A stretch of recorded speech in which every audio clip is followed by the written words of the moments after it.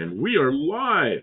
Hey, there's retired Inspector Bruce pops right in on the hour. Haven't seen you in a while, Bruce. Hey, Mo Parquet! And Mo Parquet's here. Kim can see Mo up. Parquet is excited. She is all about doing all the content.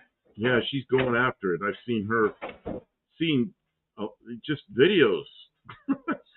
I'm not seeing all of them because there's quite a few, but I'll. She's making the rest of us look bad. So let's see. Mark Sauvé's here. Buddy Carfano, Hippie Long. Who else?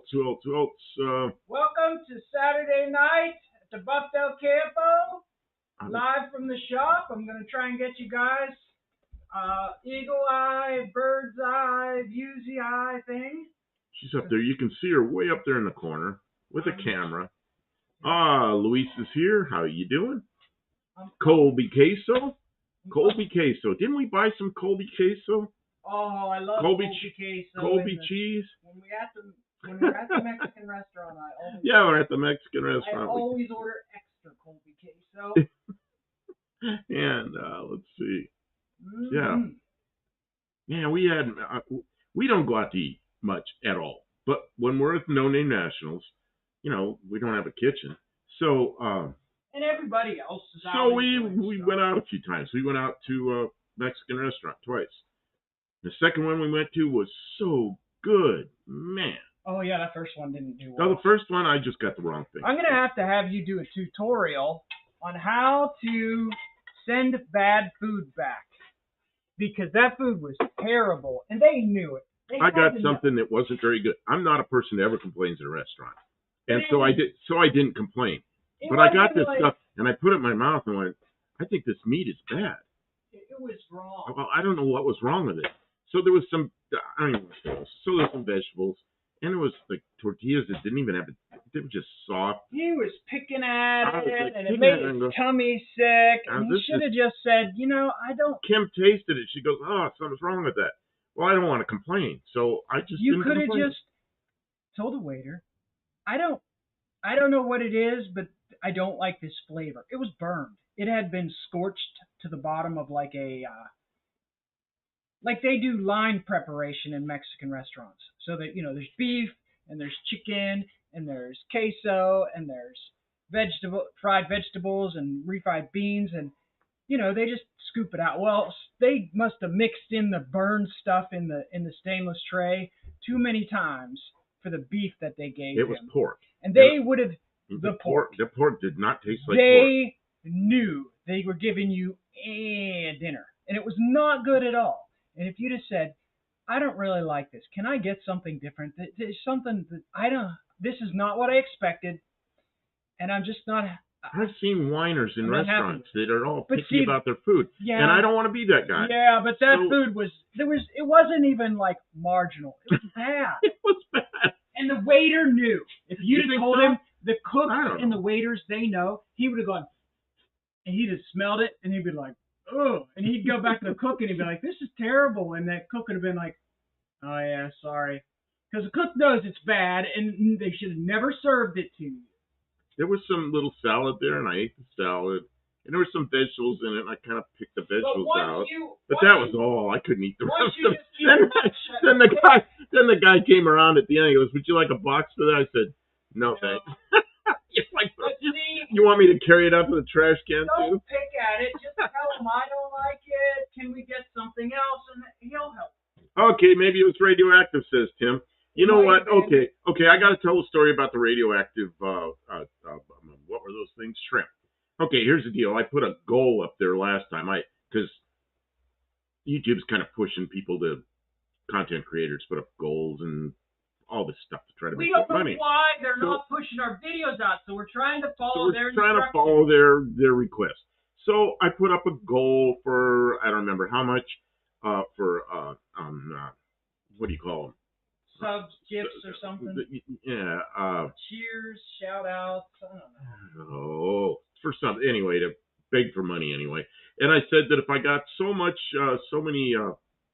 money, I'd eat the radioactive shrimp. Well, we had these shrimp in the freezer, but I'd already looked at them.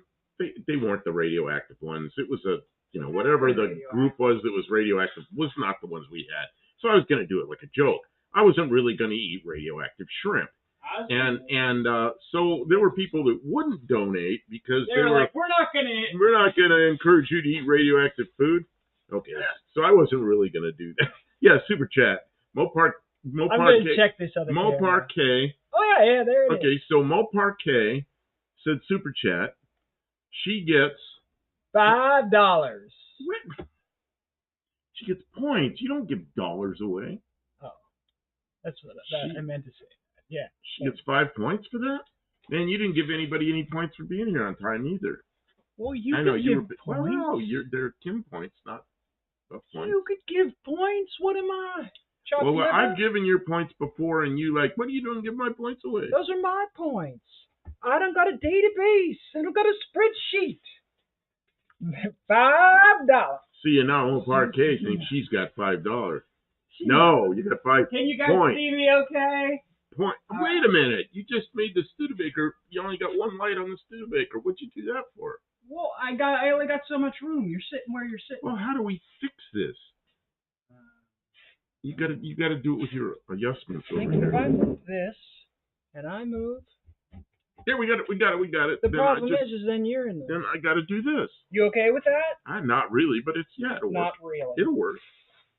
Yeah, I'm in a little different spot, but that's okay. Causing grief. Lester LeSabre says I threw out shrimp we had just in case. Well, the ones that were that had the cesium-137 contamination was really low contamination. It was supposed to be not enough to hurt you, but they still recalled them anyway. And they come from Indonesia. Well, I looked at ours, and ours didn't come from Indonesia, and they weren't in the recall, so I still have them in the freezer. I haven't eaten them yet, but I think they're probably okay. I took the transmission apart, and I took the one that's outside apart, and I organized some parts. I took the valve body apart, and it was the messiest thing you've ever seen in your life. It literally just like went bloosh all over me. I had it all down my arm, like both sides, the whole way around. I was going like this, and the stuff was just like off of me. And then one of the servos, one of the servos was stuck. And while I was pulling the thing over here, I had left it because it was stuck. Well, it decided to come out, and it just went boosh, and it was like 2 cups worth of like transmission fluid just exploded, and it hit me in the face. I was covered in transmission fluid. I was so upset with this thing. But I've got parts on order, and they're like a week out. So it's going to be a little while before we start putting things together. But I am not working underneath this thing what I did? On a Saturday. I forgot to do this, so I didn't see the ads coming in. I'm sorry. Because now they already have ads coming in. Self-cooking radioactive shrimp. That's right. That keeps them from spoiling.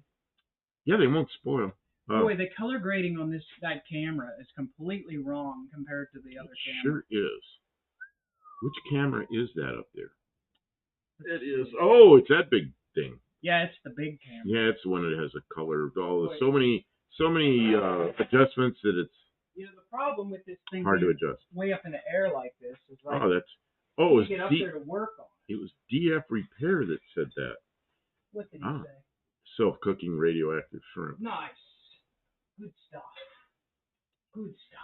Mopar K says, so I'm focusing on the duster, and I'll eventually have it on the track. We've got the carb on because we needed a new carb. Took it off the dart.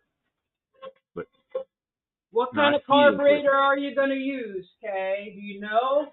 Have you learned yet? So she says, so have to wait to get a new carb till we run it on a track. Well, what I saw, the part of the video I saw, because I didn't watch the whole video. I did just too much content. I couldn't watch it all. And I had some other things I needed to do. So, but I watched some of it, and I saw you took the carb off the wrong vehicle. So that was pretty funny. I've done things like that. Let's see. Louise, my friend. I don't know if it's Simon or Simone. I knew a guy in the Air Force that was Simone. He got an 85 Chevy Blazer back in 2023. Mopar K says it's an 850 Holly. 850? What size motor's in that? That sounds like you're putting on like a 440 or something. 850 is a lot of carburetor. Well, we don't have any. I guess they're hearing us that Where's the? Oh, there it is. Try scrolling. Yeah, I scrolled. This stupid mic tape gauge wasn't working. I wasn't completely set up here. I guess I was. I just didn't know it. If we're working down here, I loaded this down. She says it's a 340. Yeah, it's a pretty big carburetor there. That's a lot of carburetor for a 340. Because it'll just, at some point, it'll just slow the velocity down. You won't have the velocity. Yeah, you won't get as good a response. And especially if you're 8th mile racing, you probably don't. That's way too big, says Hippie Long. I don't know about way too big, but it'll be harder to tune than a 650 or I guess a 750. So she has a 750, needs to be rebuilt. You got a rebuild kit on the way? It's not too hard to do. If it was a 340, I'd be running like about a 650 Get some or something. spray cleaner, maybe some little pieces of wire to just poke out the things. No, it's not. You don't got to be intimidated. Mo Parquet, have you been in the live that Shane Polito and Dallas Brown do on Wednesday nights? Have you been there? I don't remember if you were there. I was there, but I don't remember if you were there. And they do a technical thing. And, Shane is an engineer at Edelbrock, and Dallas is the president of the AHRA. And they do a technical live every Wednesday night. It's really good stuff. They're pretty smart. If you like technical stuff, it's really good stuff. Yeah. If you're just learning it, just takes time. Oh, Mo Parquet says 650. That's what I meant. Yes. I got a rebuild kit. Excellent. You're on top of it. You're on top of it. It sounds like Pa knows how to do things. So just be patient and pay attention, and you'll learn. I gotta fix that color grading. Louis says, it what? Looks silly. What? What? What? I'm sorry. Kim's gonna come over here and he's gonna get all flustered. She's gonna come over here and start messing with the what do you call it? With the preferences. Dean, you missed a spot. Okay. There we are. There's the tops of our heads. You can see the back of us. And Kim is messing with it. Oh, here's a whole bunch of stuff. A whole bunch of little tape gauges she's messing with. Now you watch, it'll go all crazy. Oh, that makes a difference, doesn't it? General Tire ad. Buddy Carafano. Does he get points? Kim's concentrating on something else. Who got a General Tire ad? Buddy Carafano. Okay. Yeah, everybody who tells us about our sponsors, because we don't know who's advertising to you. Everyone who tells us about our sponsors gets 2 points. Even if I don't see you telling us. But you got to tell us who the ad is. You can't just say, hey, I got an ad for tires. No, you got to add for what kind of tires. He did it right. That's right. So you get 2 points. Sorry for the advertisement, but it pays the bills around here a little bit. Actually, it doesn't give us any money directly, but it allows us to makes it work. Yeah. Daniel Morrissey from Northern California. Hello, you two Dr. Wrenchers. So nice to see you both again. Hey, Dan, how you doing? DF Repair, ad Conservative Party of Canada. Really? Not that I want to discuss politics, but you can tell us where you get your ads from. That's good. Start talking about politics, I start getting upset. Don't get me started, because I got carried away last time. I got to keep my mouth shut. I got to keep my mouth shut. Okay. You just have to be nice. You don't have to get all mean and chase people off. Okay. First Responder Garage is here. Hello. I'm going to try to Luis, we are the next camera. Where are the next camera? I'm not sure what that means. Can you tell me about the focus here? I'm going to try. Okay, Hippie Long says, I'm sorry, I'm reading and not listening. One response, Hippie Long says, I'm amazed how your cameras make the garage bigger. Okay, Kim, what was the question or the request you had? I wanted to get the focus, but I think that's just... Oh, I think look at the radiator. It looks focused to me. Well, we have to use a wide angle. I paid a little extra money and got special lenses that make the wide... Oh, you can't see. They're wide angle lenses so that we can work in the garage and I don't have to be 6 feet away. Like the wider the angle, the closer you can be and still see more of the field of view. So yeah. But the problem is there's distortion. The wider angle lenses give you Wider wider angle. angry lenses And are angle, distorting. not angry, angle. They're distorting. Yeah. And I would have that a little closer, a little down a little more, but Yeah, you know what that shows? The giant mess on top of the toolbox that you know what happens when you clean off a flat space? It just piles up again. welcome in, Gearhead. Dear Ed, good evening. First responder is here as well. How's it going? DF Repair, I heard him telling me about your ad, but welcome in. I didn't say hello yet. Daniel Morrissey, Dr. Wrenchers. Yeah, Saturday night. You know who Daniel Morrissey is?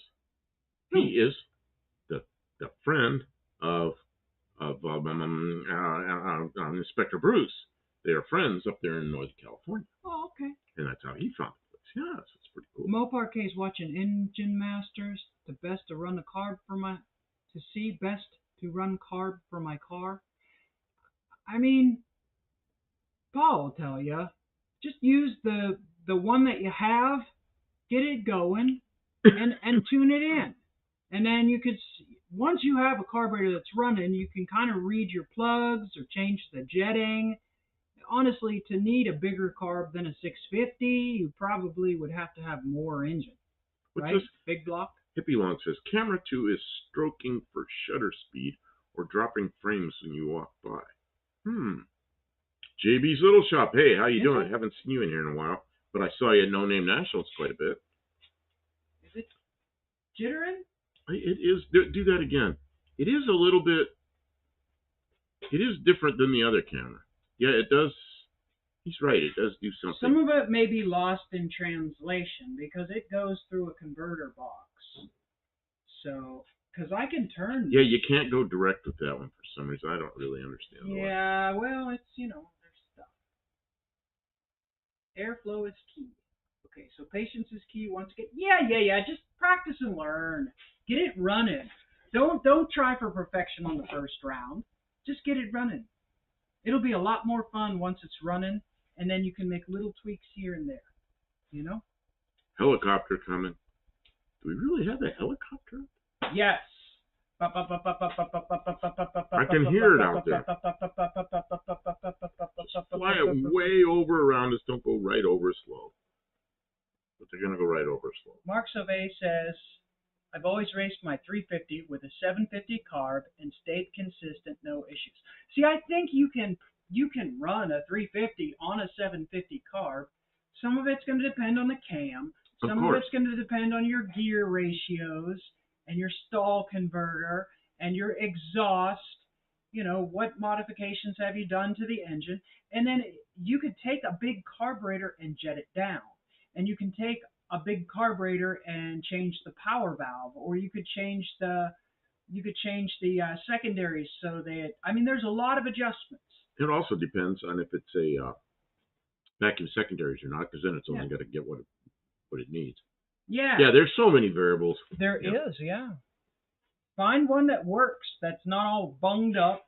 Put a kit in it so it's fresh, so if you have to open it back up, you can get in there without. Coat your gaskets. Paul probably knows this, but coat your gaskets with some kind of oil so they don't stick. So if you have to take the carburetor back apart and make a float adjustment or like a jet change or something like that, that you don't tear your gaskets when you take them back apart. Because if you put them together dry, they'll tear when you try and take them apart. Hey, JB, congratulations on your 6-cylinder win. And Kevin Smith says, hi, y'all, bye, y'all. I'm heading in for the night.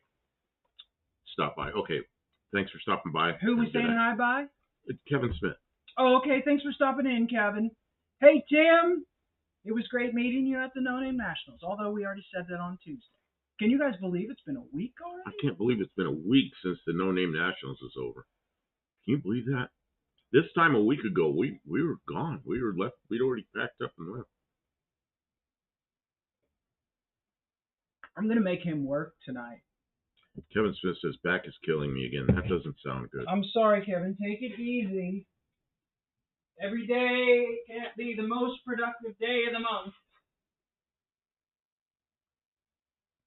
So, yeah, JB's Little Shop. He did well with a 6-cylinder. Little, tiny 6-cylinder. Of course, mine's actually smaller. This is a 2 point. What is it? JB represent. 2.8? Yeah, with a mini supercharger on it. No, it might be smaller. No, yeah, it's smaller than mine. Yeah. Yeah, it's smaller, quite a bit smaller than mine. Yeah, but he's got it souped up. And he knows how to cut a light because he did some good bracket racing. Good times. Hey, JB, since you said something about not being able to find any trucks, you said something like, oh, everybody wants too much money for their trucks. I've seen a bunch of S10s on Marketplace for like, I don't know, $5,000-7,000. Like good little trucks that look like they could be turned into race trucks. Here's something I didn't know about. JB's Little Shop says, Kay, I really appreciate you trusting me enough to take a ride. Wait a minute. You didn't see that JB took a ride with Kay? He made her. Wait a minute. Is that the one on the street, or did they go down the track? Oh, I think they did go down the street. Yeah, I think it was. I think it was on the street. Yeah, I think so. Guys, check out their stories. I saw that. There's so much good content. It's tough because everybody wants to. It's like the biggest event of the year, and everybody likes to talk about it. Cutter Down Garage says, looking at videos on new quad tracks for skid steers. Oh yeah, here comes more skid steer content. Oh, we're gonna. I don't want that skid steer in here for a while. That is the oiliest, messiest thing we have. Oh, wait. It just shits oil all over the shop. I've had enough of it. Oh, this thing has dumped a bunch of oil. This is worse. It is a giant bloodbath down here. You don't even want to see it. I don't even want to see it. I never want to go underneath this vehicle again. Do we need to buy like a 55-gallon drum of kitty litter? You know what I should have done is I should have laid down some of those puppy pads. Oh, I should have been thinking. I was like, what can I put down? What some chucks. I was looking for like I didn't want to ruin a blanket. I was looking for something to put down. A chuck would have been a good idea because it is such a horrible mess. Oh, JB says the track was closed when she decided to take a ride. That's well. 38 Racing's here. Hey, Ray, how you doing? Hey, it's great. Hey, guys, we all recovered from No Name Nationals. I can't believe it's been a week. We got home. The first thing I did, I had a big black garbage bag. That was a big shop garbage bag full of dirty clothes. Dumped it in the washing machine, turned that on, and then we went into rest mode. Oh man, I woke up when the washing machine stopped to put it in the dryer, and then went back into rest mode again. And the next day you were all kind of gung ho. You're like, we're gonna do all the channel stuff, and I was like, no. Yeah, Kim was worn out. And then about the time I came around, he was like, he had worn himself out getting everything cleaned up. We're excited about all the things that are going to come in the next year. Cutter Down Garage says pig mats. Hippie Long says throw down newspapers. Do they still make newspapers? Where do you get newspapers? Where do you get newspapers? Those color things you get in the mail that goes straight into the trash. Man, maybe we should keep those. Hippie Long.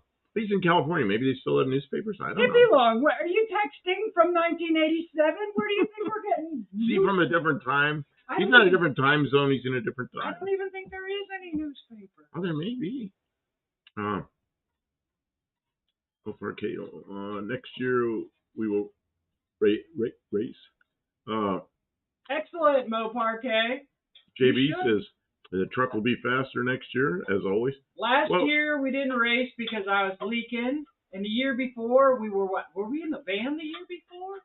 You know what? This year I had my 200 cubic inch stock 6-cylinder Mercury little car with a 1 barrel.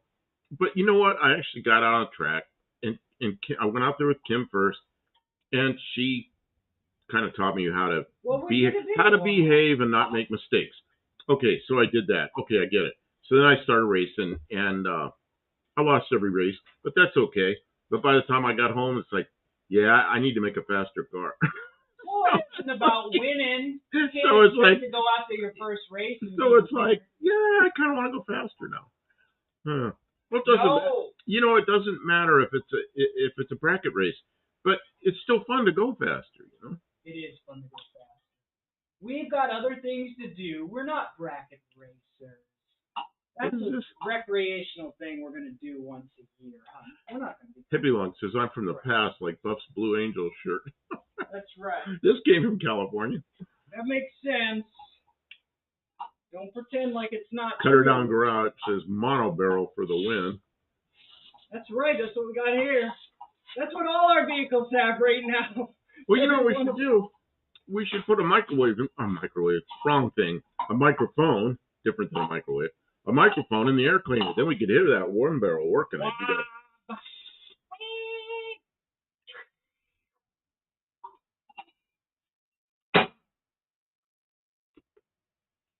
Louis says RoboCop is one of my favorite. What? RoboCop is one of my favorite movies. Can I talk over you? What'd you say? RoboCop. I don't know. I over talked you, so now I want to know what you were saying. Oh, you can't remember? Jibba-jabbing. Remember Jibba-jabba? Who said? Okay, wait. Our chat will know right away. Who used to say Jibba-jabba? Stop all that jibba-jabbing. Right. Whoever says it gets 3 points. Who knew that? Who was the jibba-jabba? Hey Ray, you never took the '59 Chevy down the. No, we didn't. I probably didn't tech it. It's a lot of work teching too. I know, but I like that car. I know, it's awesome. I know, but he towed him. I can't believe that the '59 Chevy is now the tow. It was his race car, and now it's his tow vehicle. Well, this way, that is amazing. If he breaks down, he can still drive the truck. But you just put the tow bar on the other vehicle. Talk about making the hardest possible as you can. It's like, now, yeah, most people take their street car and now turn it into a race car, but he did it the other way around. Wire the microphone in the PA system, make that one barrel real loud. Yeah, be like a new Charger and have speakers under the back of the bumper. Oh, let me go. Whoa. JB says if Kay shows up next year, she rides with me first. Do you have a seat in your car with belts and everything for a passenger? Man, that'd be. Oh, I guess. Well, you rode on the street, so I don't know. Everybody likes Kay. I'm glad, but I'm jealous. Yeah, Kay got like she like doubled her. Kay, you would think she doubled her subs like in 1 week. Yeah. Amazed. Teach us your secrets, almighty Kay. We clearly have no idea what we've been at this all this time, and we're having like limited success. You come on and you're just like everybody loves Kay, which is good. I'm just saying, I don't know how to do that. Well, Mark K says I love y'all.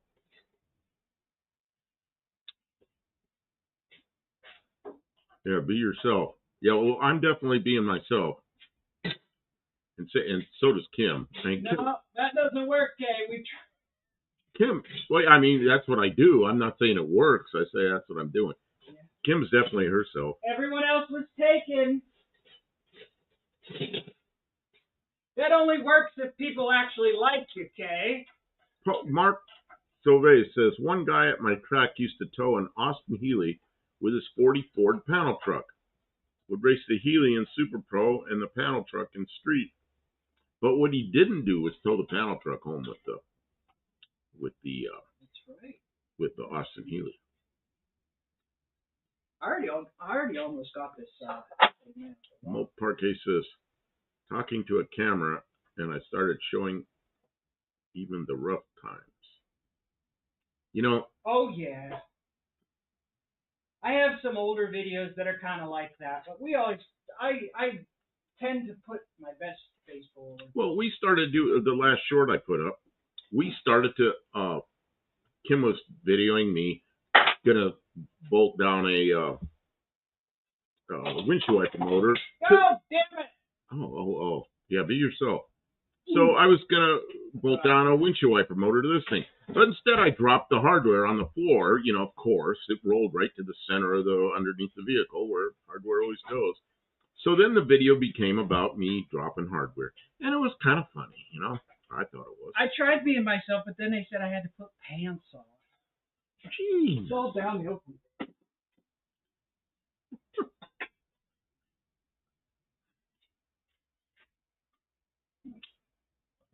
Check out that manifold. Tim said spent the last few days mowing and cleaning up the yard for the last time this year. Have to blow out the sprinklers.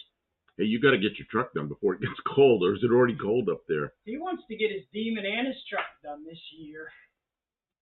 Man.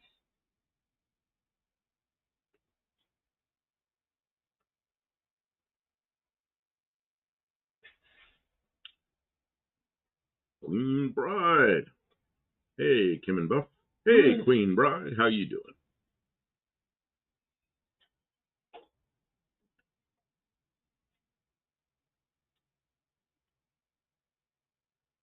Welcome in. It was a busy day on YouTube. There were lots of people streaming. Okay. They told me to put clothes on too. Yeah. I did. And I don't know it worked better than being half naked. Really? Well, when you're you know what happened to her. You saw it. She had her pants undone accidentally, and she goes, "Oh yeah, my zipper's down." She put it up. Who? Hey, yeah. Because she's done jeans and they done zipped. You know how that happens. That does happen. I have that. Patrick Sullivan. Hey guys, what's up? Thought the show started at 10. Oh, I did. I put it up for 10, and then I changed. Kim goes, "That's too late for Saturday night." Start that So late. I said, "Yeah, you're right." So I put it for 9, and I left the note there that I changed it by an hour. So I knew some people had missed that. And I'm sorry I did that, but See I did you next time, JB. Keep up the good work. JB's taking off. Hey, okay. He's trying to get some stuff done. Yeah, well, you need to have some kind of harness with the screen out in front of you, and then you could work from watches. Yeah. Exactly. This is very good. I recently spotted a woman in the supermarket that I sold my 66 Valent 25 to in 1986. All she had to say was that it used too much fuel. She got rid of it. Oh, no. Boy, does my dart use too much fuel. Well, at 25 years ago, well, they just no bolts on the floor. So let's see. 25 years ago, it was still just a car. Well, 1986? That was 39 years ago. Well, actually, the 26s are out, so that's 40 years ago. Jeez. Yeah, it's just a car. It's just a car that used too much gas. Just a car. Yeah, right. And now it would have been something special. it's just a car that's something special. If you figured just having a place to park the car all them years, what that would cost. I know. I'm always saying that to Kim. Man, I wish I would have kept this car. I wish I would have kept that car. I wish I would have kept it. And she goes, "Where would you have kept them? It costs so much money to keep those cars." Yeah, I know. Can't keep them all. That's why it's so valuable, because you can't keep them all. That's why we got to take care of the ones we got. You always regret that you sold ones. Hippie Long says Vaughn's ad. You know what a Vaughn's is, Kim? Vons. Isn't that Vaughn's. VONS. No. It's a big old grocery store out in the west. Oh, okay. 2 points. You get 2 points. They're all over the place out there. Vaughn's good. Yeah, it's good grocery store. Earlier is good for us than east. That's right, Lester. You can't start at 10 Tim o'clock. says, "Buff, did you look at your window yet?" Ow. No, I did not, because this where is it? Not that way. Because this Bronco II is in here, and I don't want to work on it outside. I just want to bring it in. What do they want you to be working on? Well, I'm trying to get you to work on 2 things at once. Tim's asking if we looked at my window yet. No. And no, we didn't. Because what we'll do, Kim had this is gonna, you know how things are in the shop. This is gonna take like an hour or two. And now it's going to take a week or two because Kim had to order parts and it came in, it's just a bigger job. So Tim says, well, we can push it out or pull it out with some other vehicle. We could, yeah. And then it's like, oh man, then you got a car with a transmission apart underneath, and you drag it outside. We have things that need done. That's just wrong. We'll just leave it in here. We'll do something else to it, and when the time comes, it'll be running again, and we'll pull it out, and then we'll pull my car in. I mean, it'll be good to get some of these things done. This valve cover is just puking oil. It's terrible. I don't know if the gasket's torn or if it's I don't know. We're going to find out in a minute here what's wrong with this gasket. Oh, you took your intake off. Yeah, I had to take the intake off to get to the gasket. Let's see here. Barracuda says it only had a single barrel Carter, but it ran strong. And Kim's got up here on a shelf. There's she's got a Super 6 manifold, which is a 2-barrel manifold. I've got one of those on my Valiant. And with an adapter, it's real easy to put one of those Autolite carburetors on that I really like, and you can blow through them. So, I'm talking to Kim, like, well, why don't you do that? And because we got a turbo sitting here. Let's put that turbo on your Valiant. Oh, yeah. That won't take any time at all. No, yeah, that's a project. That's not a one-day job. That's a project. Mo Parquet says, one day me and Kim will film working on something, and I can't wait. Yeah. Oh, I missed the ads. I admit my eyes weren't over there, and they're coming in. Yaka. Kaka. You know what, though? I think it's just crushed. I think it's just shrunken. Okay, and Tim says it's not bad working outside. You get plenty of fresh air and fresh mosquito bites. Oh, God, the mosquitoes here are terrible. And, I don't mind spraying myself all up with the anti-mosquito stuff, and it seems to work for me. Doesn't work for Kim. They like you so much, they go right through the mosquito spray. They will sacrifice their well-being. So she is pretty miserable outside here. Just to get a taste. They will. Yeah, they're miserable. Not nice to me. I'm stuck. Patrick Sullivan says, "Hey, hippie Mark, and all new names on the floor. And all new names. What, Kim? Don't worry.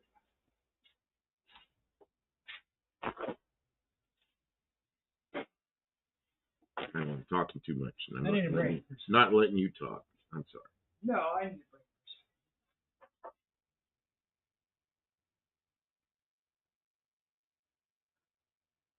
Kim says, no skeeters up here. They need oxygen masks. Oh, man.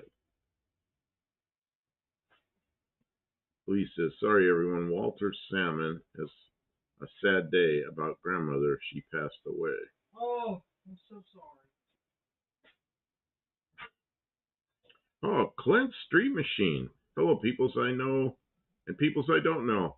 Clint, we missed you at No Name Nationals. I saw he put up a video of him pulling out his truck. I didn't even get to watch it yet. Patrick Sullivan, there's a female name I don't recognize. Would that be Mo Parquet? Mo Parquet. See, I had my car over there and the hood was open. I didn't even know why I had the hood open. I think it was heat soaked or something. I just opened up the hood. And I was talking to somebody, and Kim was there, and there's a woman over there looking at my engine. It's just a woman by herself, and she was dressed kind of nicely. And I thought, that's odd. Woman looks like she works in a bank. She's over there looking at my engine. I said, Kim. Who's that lady? Who's that lady over there? Ask her. And so Kim went over and started talking to her, and I was still talking to somebody. And then I looked up, and she'd gone on. So that was Mo Parquet. And I never did meet her at the event, but we kind of became friends because she's been in all the channels now, and Kim got to know her, and and she's putting up a lot of videos. So, and she's been here. And John Cope's here. Hey, John Cope, I was in yours earlier today. John's in my mini bike video. He sure is. I saw him in the mini bike video. He's inspecting your sprocket. My repair. And before I blew the damn thing up anyways. Oh, yeah, it was definitely valve cover leaking. I told my pa about you saying that really cool story. So It's a lady over there. Looks like she works in a bank, and she's looking at my engine. Why don't you go see what's going on? Turns out she's a Mopar person. She's over there like, what is this piece of crap? 6-cylinder Ford. I told him, I said, now's your chance. Go talk to her. And then Cope today, she's in Cope's live, and he goes, "Are you a boy or a girl? Are you a boy or a girl?" And now he says in here, Mopar K is a girl. Big smile on his face. Yep. So she's an enthusiastic car person, to say the least. Yeah. I was thinking, John, that's transphobic. It doesn't matter. But it's okay to ask people how they identify. I did tell John Cope that joke that I can't tell on here. Oh, yeah. Jokes are fun. Because I can tell the beginning of it. There's some jokes you can't. You can only tell a person. I was in Kim's 66 Dart, and I slammed the door harder probably than I should have, but I don't know.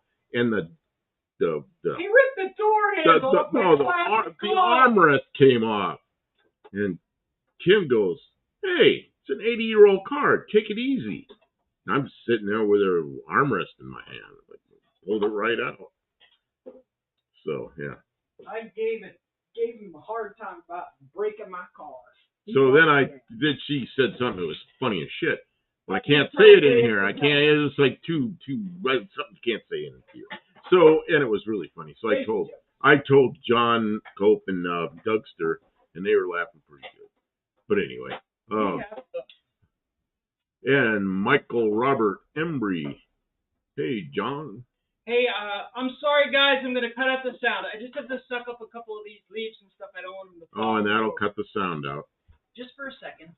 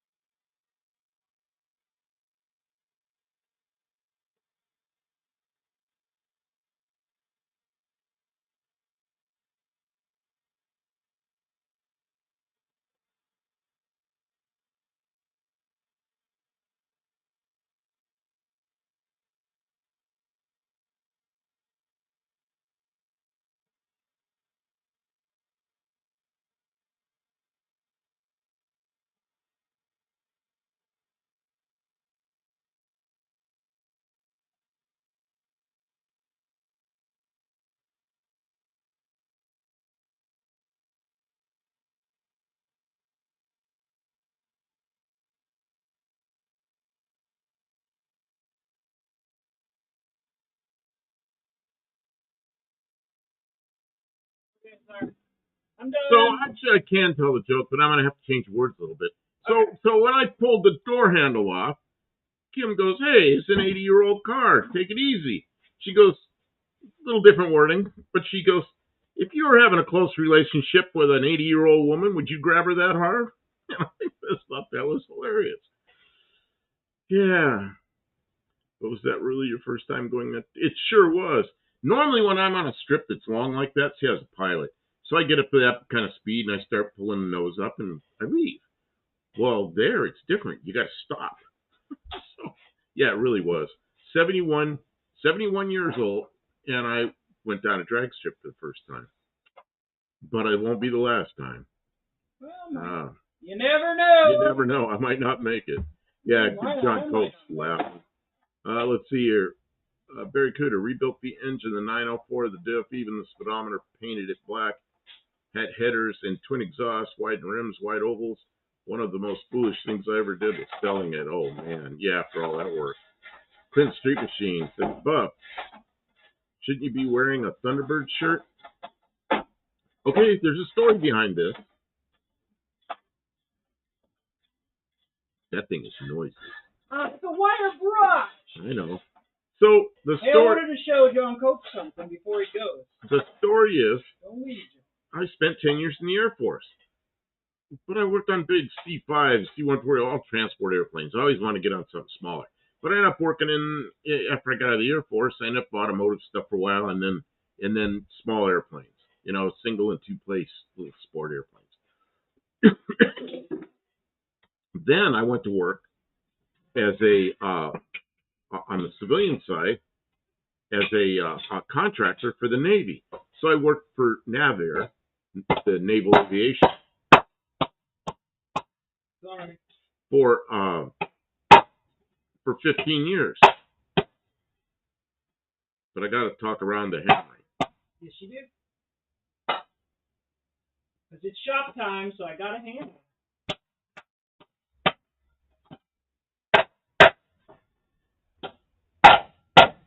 Okay.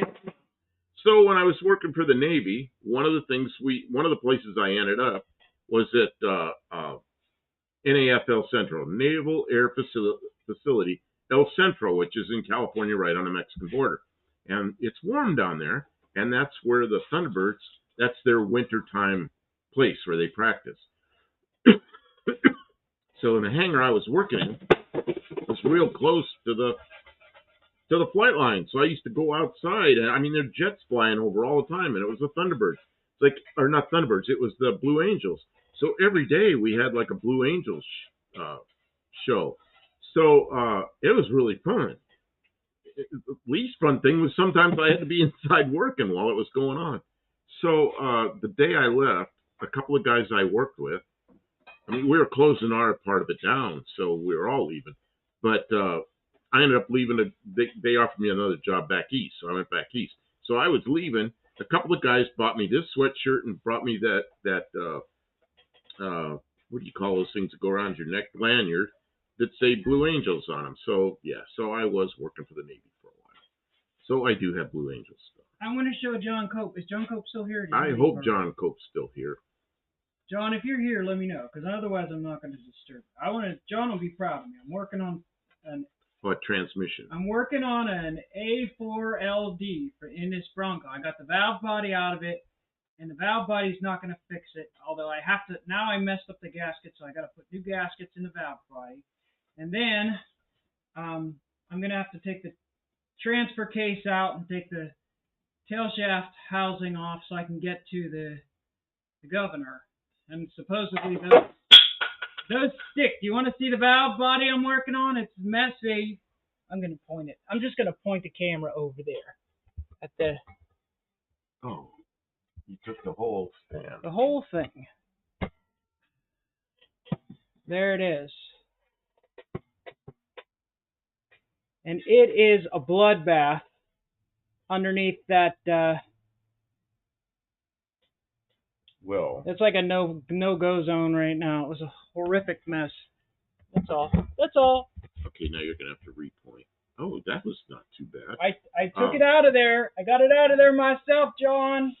Well, she got parts from another transmission from another car outside. Oh, yeah. Another truck. But they have problems, too. Accumulator cup thing. They've got little scratches in them. I think it might be enough. I really don't think this is the problem. I think it's the water and the mud probably had something to do with it. John just says yes. Yeah, he said you asked if he was still here. He said no, yes. He said yes again. Oh, he said yes. Okay, I see. He knows I'm on the right track. Luis says a Chevrolet. I used YouTube University. See, he says good job. He knows I'm on the right track. So, I'm hot on its trail, John. It's horrible, horrible work. I'm bathed in this fluid. I hate it. Well, because it's shit fluid and mud. I would and much water rather all over. Just taken this transmission out and done it, but here we are. And Mexican Spec, I am reading what you're writing, Mexican Spec. There's a lot going on, so I didn't really respond to it. I know he's not going to be here long, but thanks for being here. Joe, clean mind test. What goes in hard and stiff and comes out wet and beat up? What?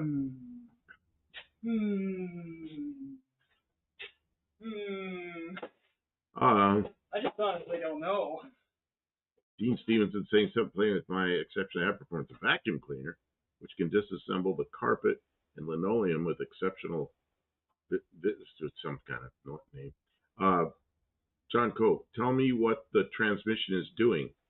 Just staying in first gear. It won't come out of first. It shifts in. It firmly shifts into drive and firmly shifts into reverse, but it winds up and doesn't even seem to really be trying to come out of first. But and when she took it apart, it had a lot of water and mud.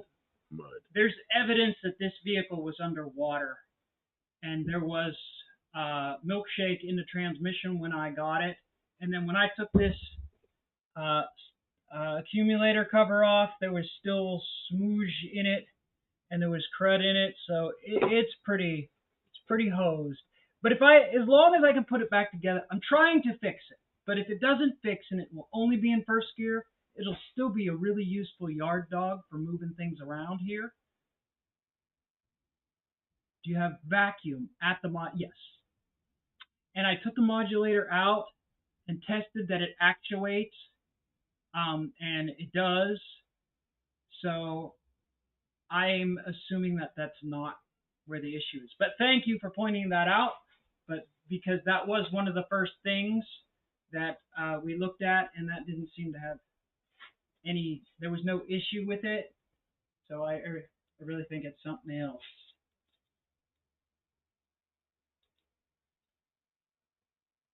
Is that still the Bronco? Yeah, it's still the Bronco II. What, would it change into something What do you else? think? It was going to fix itself in one day? I'm trying to fix other stuff before it gets cold. Well, oh, it says very good. I moved on to 400 cubic inch Chevy powered Monaro. Oh man, does that sound good? And that Valiant, which wasn't really a bad thing, but yeah, but you missed the Valiant more. Well, a Monaro is a pretty cool car. I wish we had those here. See, this came back in because I wanted to take the valve cover off to see if it had a bent push rod, and it was running fine. It fixed itself. I don't know, because I took the spark plug out, and when I checked the spark plug before, running on all six though. Yeah, it's running on all six. We don't know why.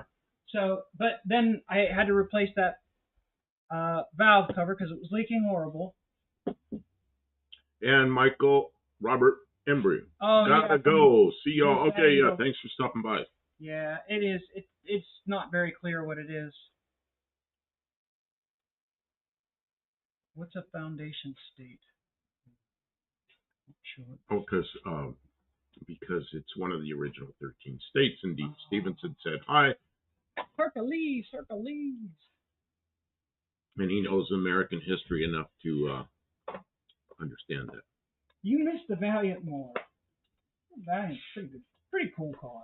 And I don't understand the New Zealand history because I haven't ever studied it, so I'm a big dummy. Although, what I do know about New Zealand, or whatever the trade policy was between our country and New Zealand, it made it possible I sold a lot of airplanes in New Zealand. Oh, man, did we sell airplanes in New Zealand. Yeah. Oh. Mark Sauvé, I will have to sell my drag cars in spring. Too late to sell now, though. Yeah, it's a bad time of year to sell. Everybody's selling and nobody's buying. Well, not nobody, but it's most people are not getting invested in. Although, if you have, some people like to get a good project for the winter, but I don't know.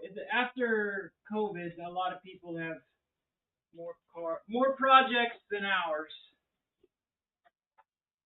You can make a lot of money working on somebody else's car. Mark Sauvé says the cars he's selling a 78 Z28 and a 79 Malibu. Didn't we show pictures of those cars? I think we showed pictures of those on one of our Tuesday nights. I don't know. Send us more pictures. I'm sure we did. Tell people they're for sale every time if you want. Clint says I visit. Yeah.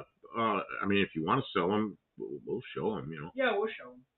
Worst you can do is not sell them still. Did you know New York and Pennsylvania went to war? Oh man, crazy history. Okay, let's see. Clint says, I visited New Zealand North Island when I was 13. Absolutely loved it. I have never been there. I have never been south of the equator. I've been close, but never been south of the equator.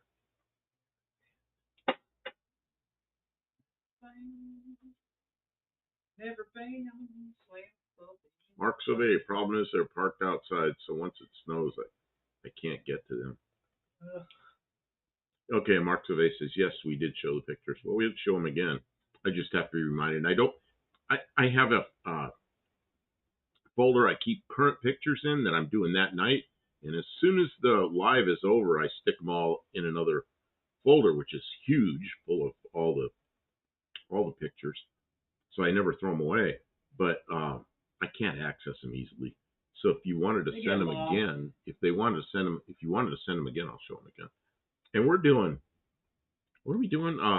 Cars like from our high school parking lot. But actually, we're doing everything. But that's like just to stimulate some thought, I guess. So we're going to do that.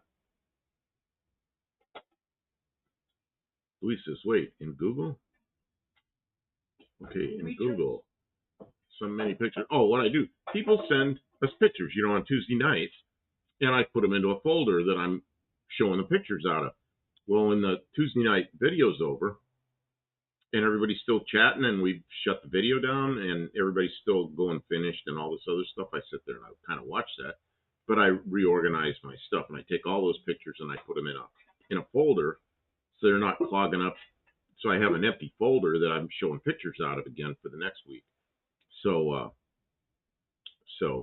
Andrew Button, I say, you sure did send a picture, and I actually did download that one picture, and it is in the folder to show next week, and it's a good picture. As usual, we get a Andrew Button modified picture, and it will be on our Tuesday night. Oh, I didn't see it yet. No, you didn't see it yet. I was in there looking at. Thank you, Andrew Button. I was in there looking at some other. He gets creative and does something funny. I was in there and I saw a bunch of them from emails from Buddy Carfano, and I never opened those until Tuesday night because I know what they are. They're Tuesday night pictures. But then I saw one from Andrew Button. Wonder what this is. And then somebody else, I don't remember who it was. Somebody comes in here. What's his name? Can't think of his name. Battery and some numbers. Oh, yeah. He left me some sources for air conditioning parts for your car expansion block on my car because it's giving us some trouble. And I of course saved that stuff and thanked him for it. So. But I went in there. I knew there was there were emails in there that were not just pictures for Tuesday night. So I wanted to see what was going on in there. And a lot of times I don't look at that until the next Tuesday night, but I should. Yeah, you should. It's Barracuda Buff. What type of planes were you sending here? They were 3/4 scale P-51 Mustang replicas, and they were called a Titan T-51. And they went to our dealer was in a place called Lowburn, and his name is Ivan Campbell, and he was quite a dealer, and he had a whole field looked like World War II. He and his wife used to wear World War II New Zealand military uniforms at air shows, and they had quite an operation going. I think there were more P-51 Mustangs in Lowburn, New Zealand than there were in the U.S. I don't know. There were a lot. It wasn't quite. A little tin of washers. How about a big tin of washers? Yeah, there's planters, cashews. I love some washers. That are really washers. They're washers. Isn't the South Island full of dwarves and elves and such? Never. So, yeah, mostly they look like Mustangs. It was an airplane that I did a lot of engineering on, and then I did a lot of the international sales because people didn't want to deal with international sales because they don't know how to speak the language, and I just figured out how to deal with it, and I kind of enjoyed it. Just take on one more responsibility, But Ivan Campbell is easy. I mean, he spoke English, and he just sent us orders and sent us orders and sent us orders. Good God.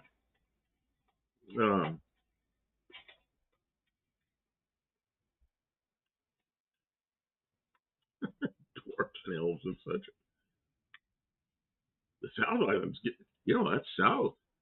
It gotta get cold down there. getting further and further away from the equator. Andrew Button says that Bronco from this angle almost resembles a small block with the dual 4-barrel intake. Oh, that is the intake. Actually, that's 6 holes. You can only see 4 of them for the injection that was on there. And Kim made an intake manifold. If you haven't seen it, she just pulled it off for a carburetor to convert it to a carburetor, because the ones with those engines with carburetors, the intake manifolds aren't interchangeable. They bolt up differently. Ain't that always the way, though? So she made a thing. As soon as you put a part on, you have to take it back off to fix the thing that's underneath it. It works exactly great. What happened here? Okay, let's see here. Get wipers to work on the Bronco. I think they should, but I don't think we've had any. What are you doing here? Going back to here. Okay, I think they do, but I don't think we've got any power on it yet. Power on what? On the wipers yet. Since I got to put the battery back in the. Yeah. Okay. Barracuda. Were those planes coming? We might do that tonight even. Were those planes small block Chevy powered? A lot of them were not small block. They were LS Chevy powered. They were a 550 horsepower engine, but you don't want to run an engine. A car engine was never meant to run like for hours at its peak power rating. So they're geared, of course, and they were dynoed to 4,000 RPM, and they put out a little over 300 horsepower at 4,000 RPM, which is huge for that airplane. So, and they run like, LS, whatever the LS is, it's 550 horsepower crate engine. That thing will run forever at 4,000 RPM. So yeah, a lot of them had that engine. A lot of it was originally designed for a 912, a 914 Rotax, which is a turbocharged 115 horsepower.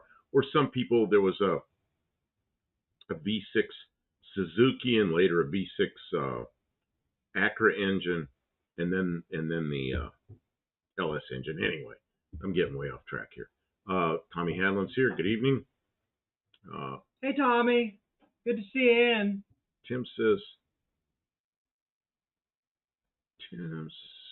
tell Kim there's some near me that has Coleman 196 engines for sale, 6.5 horsepower for go-karts. Tim, $45. There's 10 of them within a 10-minute drive of me. They're so common. That's why they put them on mini bikes, is because they're just everywhere.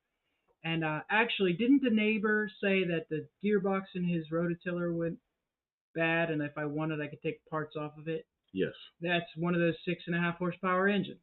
It's probably a Kohler branded one, but it's just the same as all the others. They're cheap. I don't even know if I'm going to rebuild that bike. I haven't decided if I want to do something with it. Barracuda says the South Island isn't really full with anything except sheep and rabbits. It's perfect. And it's full of T-51 Mustangs. And, man, he had like a DC-3 there. And he had some other British-built kit-type airplanes like Spitfires and stuff. My boss had went down there and spent some time at Ivan's Airfield. He goes, man, that place, it looks like a World War II airfield there. Love the place, It's just I don't know if he's still there. Ivan Campbell. I mean, you can look him up on the internet. Ivan Campbell Aircraft or something. And he sold like World War II, like the old helmets, old aviation stuff from 70, 80 years ago. What's Andrew talking about? A B-Series Honda engine?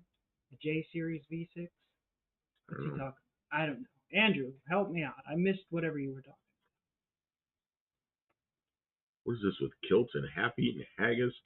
And a funny lit in their voices. Not sure what that is.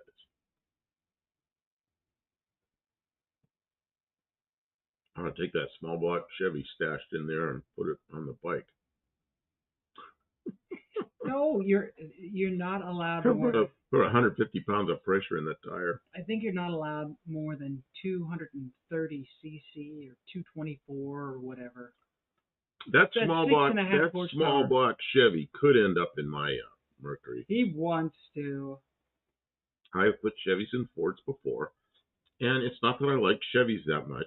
It's that Actually, I kind of do now, but the reason isn't because I like Chevys that much. It's because they're the same for so many years, and they were hot rod engines for so many years. Go on eBay and buy stuff for next to nothing, performance stuff, and that's a Yeah. nice thing, Yeah. And You can go everybody's fast. You can building go stuff fast. for small block You Chevy can go. because You can go fast for cheap. small block Chevy. Small block Chevy. But yeah, Honda engines are designated with a letter. Yeah. The little Honda engines are good for small projects. They're good engines. Luis says I saw a '77 Chevrolet Chevelle in a movie. Oh no, I actually saw this. The '77 So Luis, Chevelle. did you see Big any of the car. did you see any of the videos from No Name Nationals and see the it's not a Chevelle, but it's a same body. It was a Laguna. There's a guy there. I think that's a '75 or '76 Laguna, and he turned the first guy there at that event to go under 5 seconds, and it's Dylan Levi, and he went 5.85 with a passenger on board, and he turned that fast time. That is one fast car, man. And he's been there every year, and every year he's broken something and hasn't been able to run. And this year, man, didn't break anything, just ran and just put on a show, man. It was good stuff. I was trying to tell him leave his car running, and then we'll take the parts car and we'll put something in that and make that a race car. Buddy Carfano says, leave the Z7, Z7. Leave the Z7 as is. Put V8 in you when you build it. Well, you know what? I got a 318, Poly 318, which doesn't belong in that your car, but I'd love to have that Poly 318 in that Ute, and that would belong in there. That really would belong. Be neat. Mark Yeah, Silve Dylan says, has a yep, Ute. 76 Laguna, I believe. Yeah, it could have been a 76. I don't know what year it is. 38 Racing says this was Dylan's year. Yeah, it was. Man, they were doing, because every year I feel so bad. The guy comes down there and he's got all his prep, and then something breaks, and he goes home with a broken car, or he works and works and works for 2 days on his car and goes home with a broken car. This year he was able to drive his car, and he was over there. He's a tuner. He's over there with a laptop, and he spun the tires a little bit, and he goes, "It's too much power right when I launch," and he's over there messing with it, so he gets a little less power on the launch and a little more power here, and he's messing with the tuning, and everything he did, it just got better and better. Leslie Saber, okay, 350 in Zephyr, 200 in Studebaker. I have talked about that.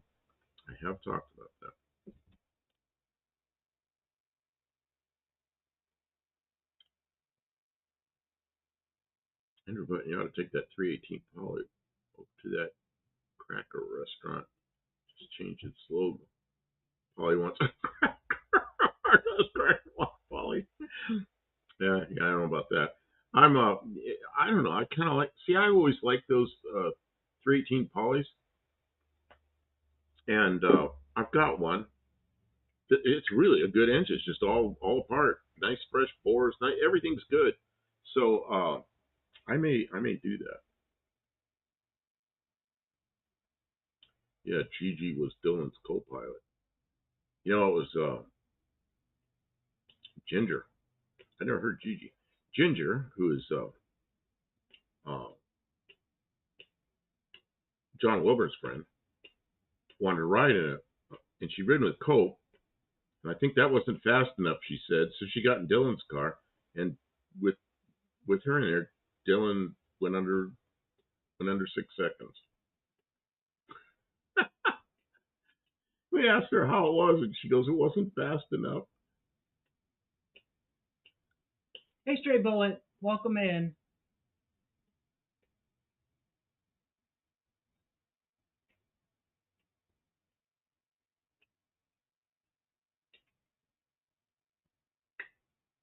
T. Stevens says Mr. McGregor will take care of the rest. I don't know who Mr. McGregor is. I think that was Mr. McGregor was the protagonist, the bad guy from The Tale of Peter Rabbit. It's a children's book. I know what you were talking about, Dean. Dean doesn't know, but it seems like The problem is way too often I am on the same wavelength as Dean, which is a little bit frightening. Buddy Carpon says, Zed Sled is a good daily driver. Don't mess with it. I talked to Kim about it a little bit, and I thought, engine mounts aren't a big deal. I can make engine mounts, and it's just like the whole thing just slides in there. I'd have to make a transmission mount. I'd have to fix the drive shaft, but those aren't big deals. But then we'd have to make all brackets for the Ford power steering, or run a GM power steering pump and make some changes to the hoses. And I don't have the GM power steering pump, so I'd have to make brackets for that. Have to make brackets for the air conditioning compressor. Have to make brackets for the alternator. So that's a bunch of stuff. I can fabricate it, but then it's not easy. There's going to be a bunch of. It's going to take some time, and I don't know. Yeah, I know. Dean, as a child, we still thought the cute rabbits were the good guys. We didn't know. Wasn't there gasoline with green parrot and the logo that said Polly? I don't know. Okay, Kim, I just noticed something. We went over 10 o'clock, which is the original time I put down, and a bunch of people came in about this. So we need to say thanks for showing up on time. And we started an hour early. We did. You're not.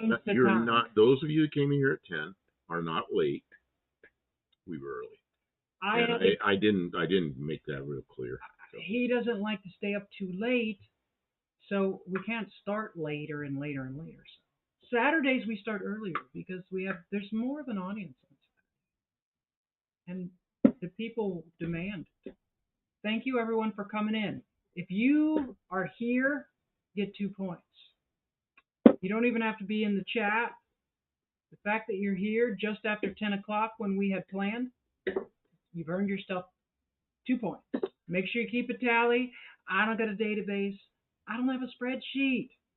I award the points. You keep track. It's on your honor, and those points will be good for something in the near future. Whenever I figure, maybe we'll give out shirts. I got a Slant Daily Garage shirt for $5 at the track.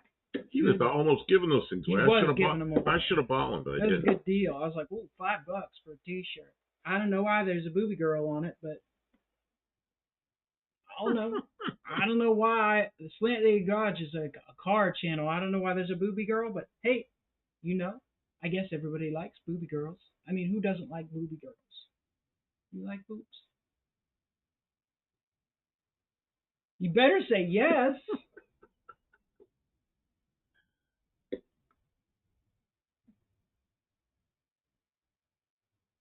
Colby Case, I'm still here watching.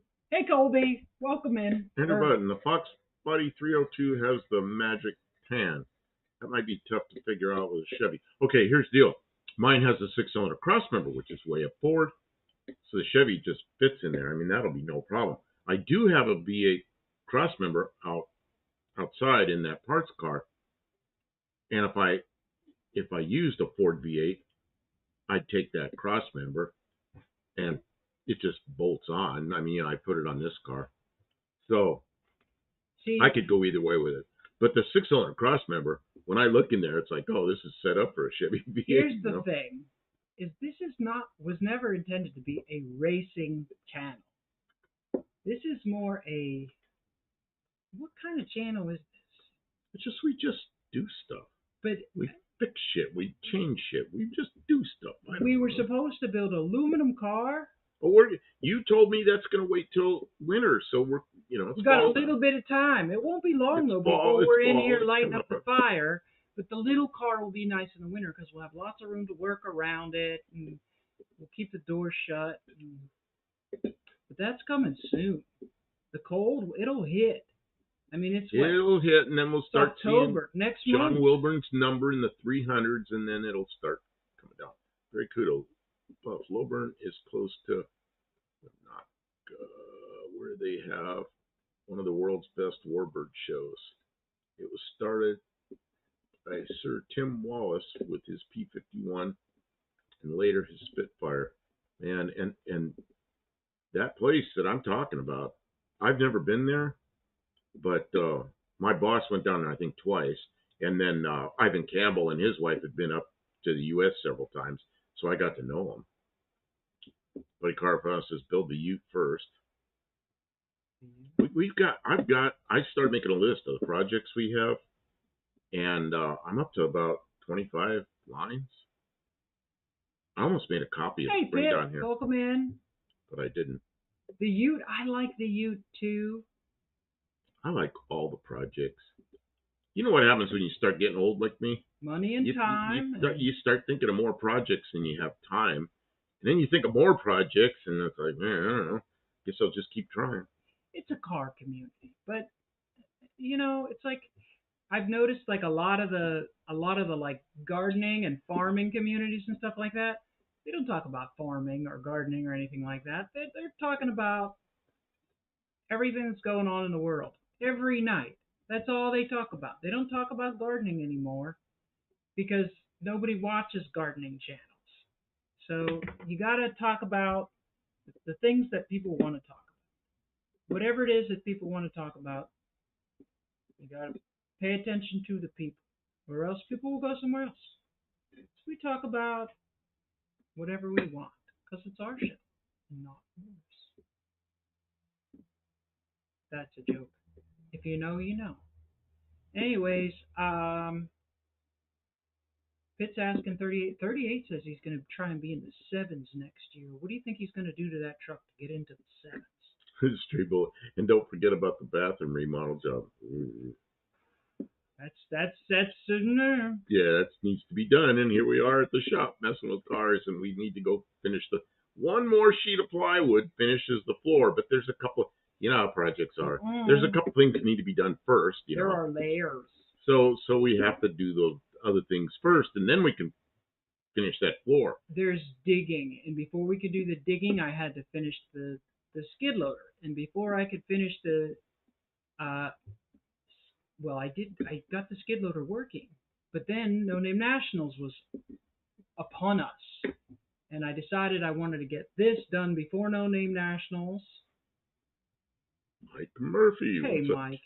And then all hell broke loose. And now we are here with a transmission that is blown apart all over the floor, and we are awaiting parts. And I figured I'd fix this little bushing, and then I figured, well, I'll just pull this little thing out of the side of the transmission and see what's inside of there. And then there was goop in there, and then I realized, then I did some YouTube. This is how we got here. I swear it made sense at the time. You know what happened is I was out here working unsupervised. Were you here working with me? Were you here when this all happened? I was there for this part, but I wasn't here for the part where you had the every time he explosion. leaves me unsupervised. You'd think he'd learn. You cannot leave me unsupervised. It becomes this. It becomes this chaos. Andrew Bud says Bronco IIs are tough find. I'd like to get one used as a drift car. They don't drift; they'll flip over. They're not very. I guess if you put the right tires on it, it could kind of be drifty. Lower it. Yeah, put the right tires. Put some weight down low. Yeah. Let's see. What's this? Who's trying to go sevens? Oh, you know what? What did I turn? 12. What was the best time I turned? 12. I broke out at 12. 12:46 was your best time. 12:46 my best time. I broke out. I would have beat the Tesla, but I broke out by a tiny bit. 38 Racing is trying to go sevens, Mark. I believe it. If he says he's going to do it, I believe it. He knows what it takes. So if he says he's going to do it, then he will. But, yikes. What year is the Bronco, Kim? Pitt wants to know. This Bronco is an 85. And the engine is out of an 86. So it's a different engine. It is a four-wheel drive Bronco, not a two-wheel drive. Two-wheel drive would be better for drifting, maybe. But it is a four-wheel drive. It has the D7 package, D7 four-wheel drive package, which means it has 411 axles or 410 axles. Anyways, it has the low axles. So when you put it in low range, it's just really, really torquey, which is great for a yard dog, or for a little, crawler experimental fun thing. So what reaction times are you getting? Did you look at your slips? Yeah, I don't know. They're in the car. Not Well, very they good. weren't very good, but I know they got better, and that's why I broke out because they got better. Tim, we never found the radio. No, we did not find the radio. Yes, I know hit me where on it 1246 and an eighth mile. Remember, it's a 200 cubic inch six cylinder with a one barrel. You know? But it's bracket racing. It doesn't matter. Well, it's a tricycle. Yeah, Dean, 1938 sounds right. That's about how the car feels. I mean, it's just a little Ford. It's okay. Does anybody know Well, what the it's posted 55 miles an hour. Nürburgring time is on the 84 Bronco II with the? I don't know what that. Oh yeah, means. no, but reaction times do not affect your ET. No, what it affects is when I get away, the other guy that's sitting there in a real fast car that's going to chase me. I need to get away before he starts chasing me.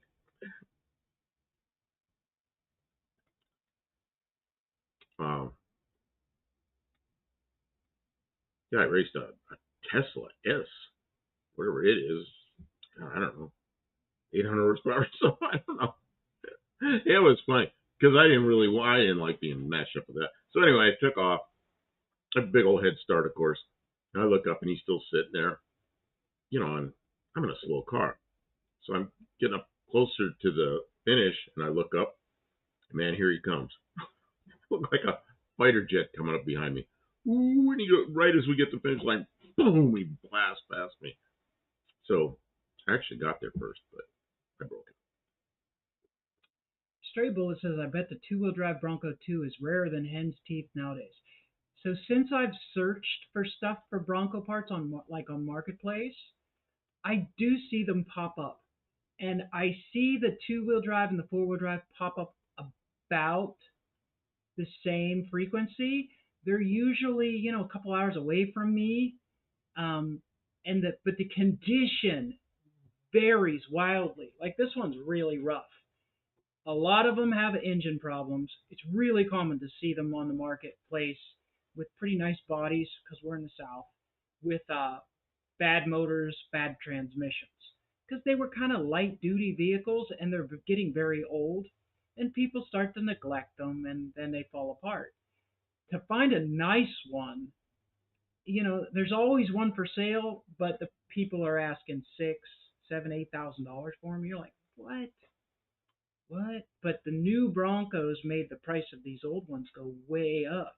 So a really nice one in good condition with four-wheel drive, with good tires, running engine, reasonable mileage, nice interior, good paint. They're brutally expensive, but I've seen them anywhere from 1,000 to 10,000.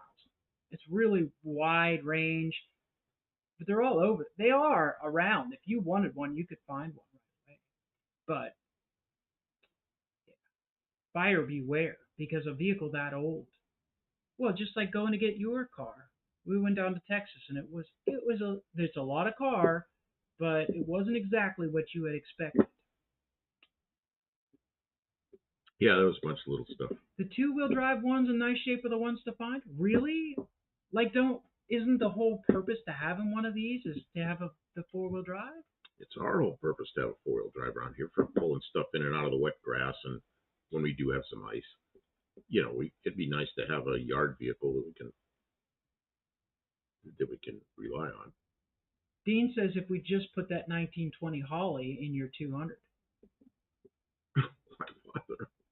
Well, not only would you gain a few thousandths to your ET, you'd also burn twice as much fuel. Put your carburetor.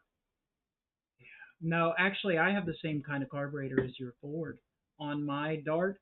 Oh, and the fuel mileage is terrible. I don't know what's wrong with it. Clint says his wife would like an old body style Yukon Tahoe. Talk about overpriced. Oh. What's the frequency? What's he talking about? Who? Last one right there. Dean Stevenson. I'm not sure what he meant. Oh, that's the other thing about putting a Chevy in my car is I've got an 8.8 rear end out there, so I'm not worried about breaking a small rear end. So, all right. Dean, I love Cologne engines, Broncos and Rangers. They are actually very divergent. Pit, a 4.8 liter LS engine. A lot of people want the bigger LS because like go bigger. But the 4.8s are pretty good LS. And for a hot rod, I mean, definitely worth double scrap if it, depending on the mileage. But if it's a running engine, '07 Silverado, you would think it would still be a running engine. And if it's got the computer and the transmission and everything, it ought to be worth, I don't know, $1,000. Ought to be. That's way more than scrap. Oh, my leg. I didn't move my leg for too long. Oh, stretch my leg. Now, if you wanted to give 38 Racing a better deal, he would come and pick it up, and then you'd know it was going to a good home. I'm sorry, Ray. He probably has an expectation for price now. I shouldn't have said nothing. I should have said, I don't know. It's not worth anything because I ain't coming all that way to get it 4.8. But I'm not. I really am not. I almost wish that I was excited about the idea of doing an LS swap because I think that it would be better for the channel. Working on these antique cars and antique engines, I think it's like a really limited audience. What is this 125K-ish? 125,000? Regular service stock. Oh, that's that must not be the price. That's the mileage. I mean, it's not going to be the fastest LS swap vehicle you ever did with just a 4.8. But, you know, if you had a hot rod and you wanted to put a nice modern fuel-injected LS engine in a low mileage LS, I mean, 125K with regular service is not really much for an LS. And in a Silverado, I doubt they were like racing it. They were probably just driving it to work every day. I don't know. I don't know if Ray has any money sitting around. Money is hard to come by right now. Man. There's so much stuff I want to do, but it's like, we better be. See, I think we should leave your car the way it is and my car the way it is, and we should turbo the Valiant. That's not leaving it the way it is. Not the Valiant. Oh, the Valiant. Oh. We should put the turbo on the Valiant because we're not even driving it.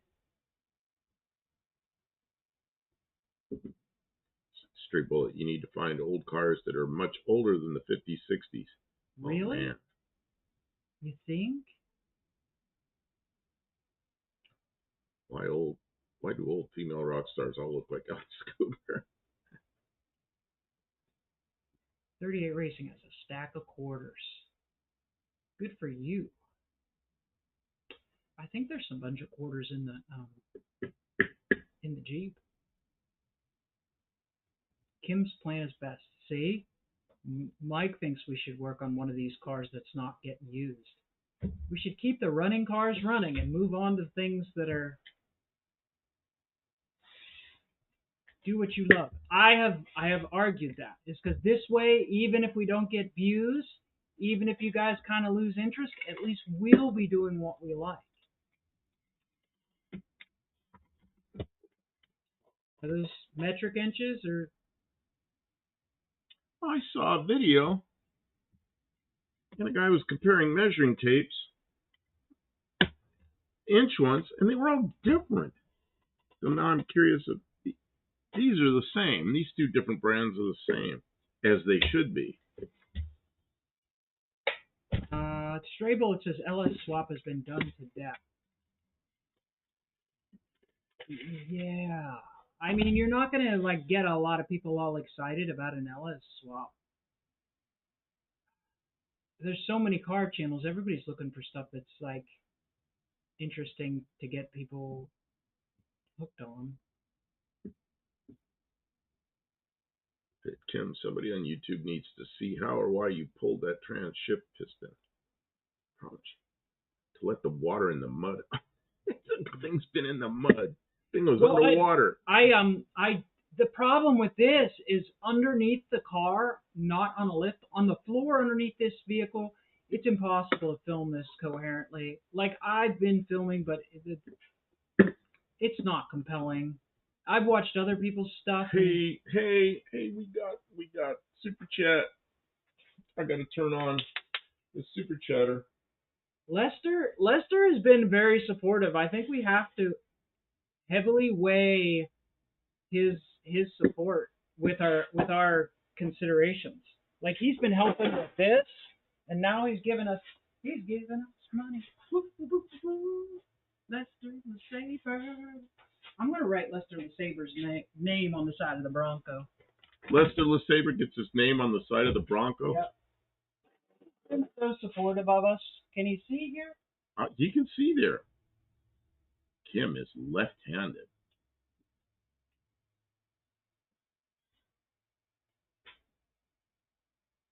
LeSabre. How's it spelled? L-E. L-E. L-E. Capital S. A-B-R-E. Well, thank you. Lester LeSabre. Woohoo!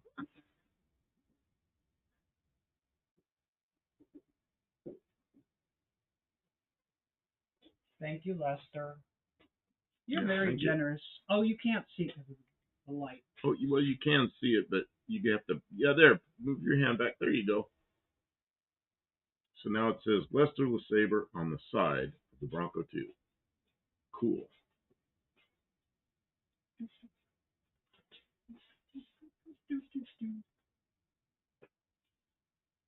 And kanji script? What's that? I don't know what kanji script is. Uh-oh. I'm losing you. Well, and Lester says, haha, I'm left-handed too. Yeah. We're the only ones in our right mind. Thank you for your generous. See, 38 he says, says, don't I'm going to try to it. keep it under 4,000 complete. Man, I got more than that in my car. It's so easy to do. Not easy to come up with money. It's easy to go over budget. Well, the reason that your car costs so much is because you started with a car that was running, driving, no rust, looking pretty good. You know what I mean? And the other thing I've thought about doing is taking that parts car out there and put some Lexan windows in it. Yeah. And just stripping the interior out because it's junk anyway. And just put one seat in there and a roll bar and make that into a race car. I have thought about that. I would rather do that than rip the running motor out of your car. I know the 200 is a little bit small, but if you want to race something, let's make a race car. Yeah, and you saw 38 Racing's. He said, yeah, my car looks good. Yeah, that truck was not worth much before you started putting a motor in it. I do like driving my car on the trip. Okay, at the track it's fine. It's slow, but that's all right. It's a bracket race.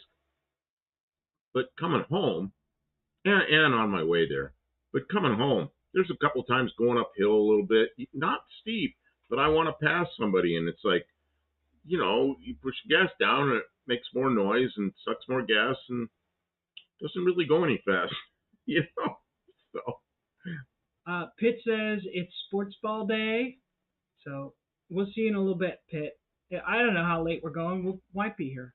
Ari's here. Ari! How you doing?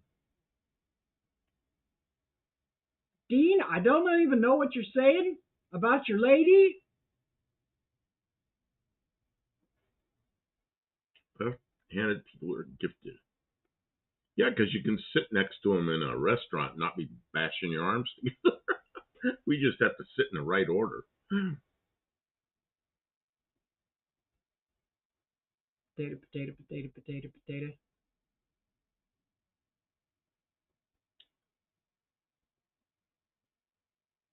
Mark Sauvé, I won $1,500 in my class years ago driving a Geo Metro.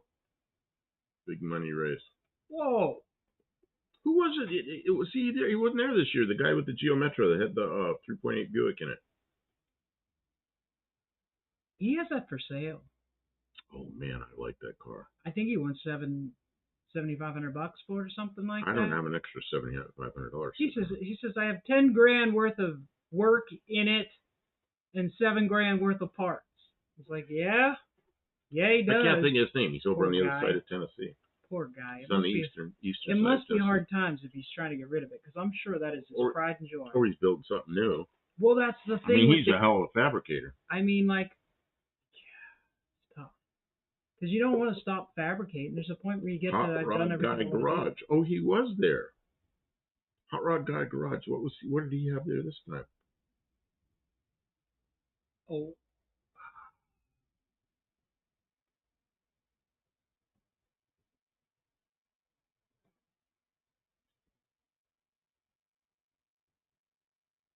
Yeah, was it at least the turbocharged Metro?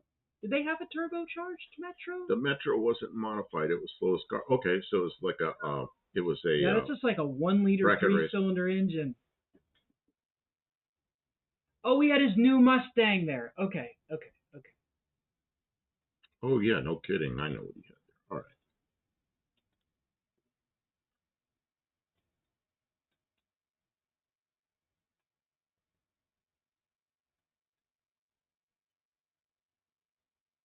Can't remember the name of it. Oh. Yeah, the blue and white one. Why does that clock say it's 1:15? Because that clock is wrong, and it's so far back there, and there's so much crap in the way that we need arms 4 times as long as we have to reset the clock, so it doesn't get reset. And the battery's low, so it doesn't. At some point, if we leave it alone, it'll be the right time again, or it'll stop. Even a stop clock is right twice a day. Yeah, even a stop clock is right twice a day. Just have to know what time it's right. Didn't they put a turbo on the first generation Sprint? Yeah, Hot Rod Guy Garage had the rear engine Geo at the first. Was it the first? Might have been, yeah. Or was it the second? It might have been the first. I don't know. I remember that thing was quick. Yeah, that was a fun car.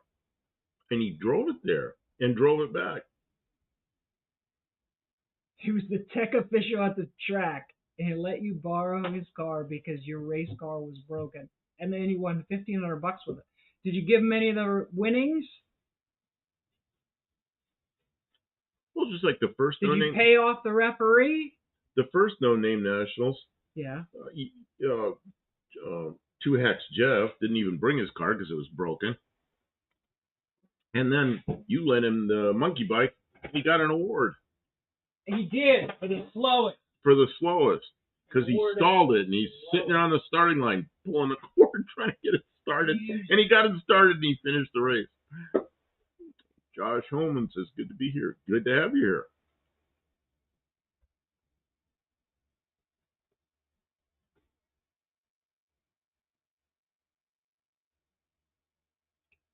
Kim, what you doing? You're adjusting.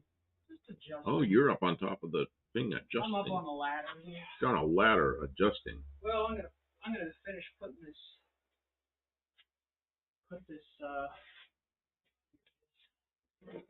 this valve cover back together a little bit.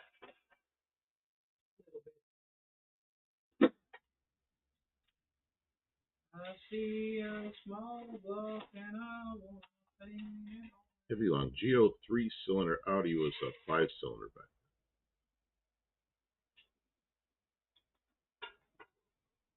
Louis says Rugrats go wild without context.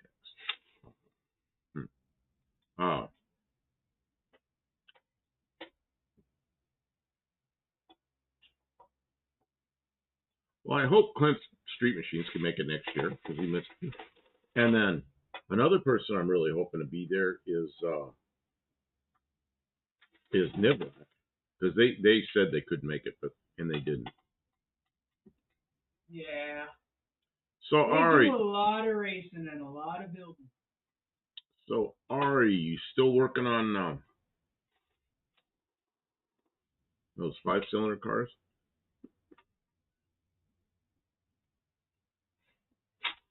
Clint says, seems like you can either clean the garage or get stuff done. Hard to do both. Yeah, no shit. Well, I definitely can't get anything done without making a mess. I'll tell you that. Oh, this place man. is this. We'll get it all cleaned up, and then Kim will come up here, and I'll come and go. I get a lot done though. You gotta like, get. What happened? And she'll go, well, I got all that done. Yep. I did And get she a lot does. done though. Like this thing is coming together. So what parts are we waiting on? Oh, I got this. Okay, I'm a big dummy now. I got this thing stuck on my thumb. How do I get this off my thumb? Oh, I got it. I thought I was going to be going to the hospital with a bushing on my thumb. Silicone lube to get it off of there. What was your question? What parts were we waiting on? I forgot. I need the transmission parts or something. Yeah, I need the here. I'll get it so they can see too. Click it on the full screen so they can see the full screen of you. And click it back on when I get back. See the other thing. So now they see me, where it says Lester LeSabre on the side of the car. So, Josh Holman says neatness is overrated. So Ford's. Oh my God! Look at this thing. The valve body has the separator plate. Well, Ford uses a gasket in between. It sandwiches between the transmission and the separator plate. And the separator plate, there's two gaskets, one for each side of this, and they're both bad. They're soaked with water. So, and it ruined them. And I have to take it apart to clean it out good. So I need replacements. And they're not on the shelf at the local parts store. I had to order them off of eBay, and they'll come in middle of next week. Clint, you know how far east you are? Well, that's how far west Ari is. Yeah. He's like coast of California. It's a long way. Yeah.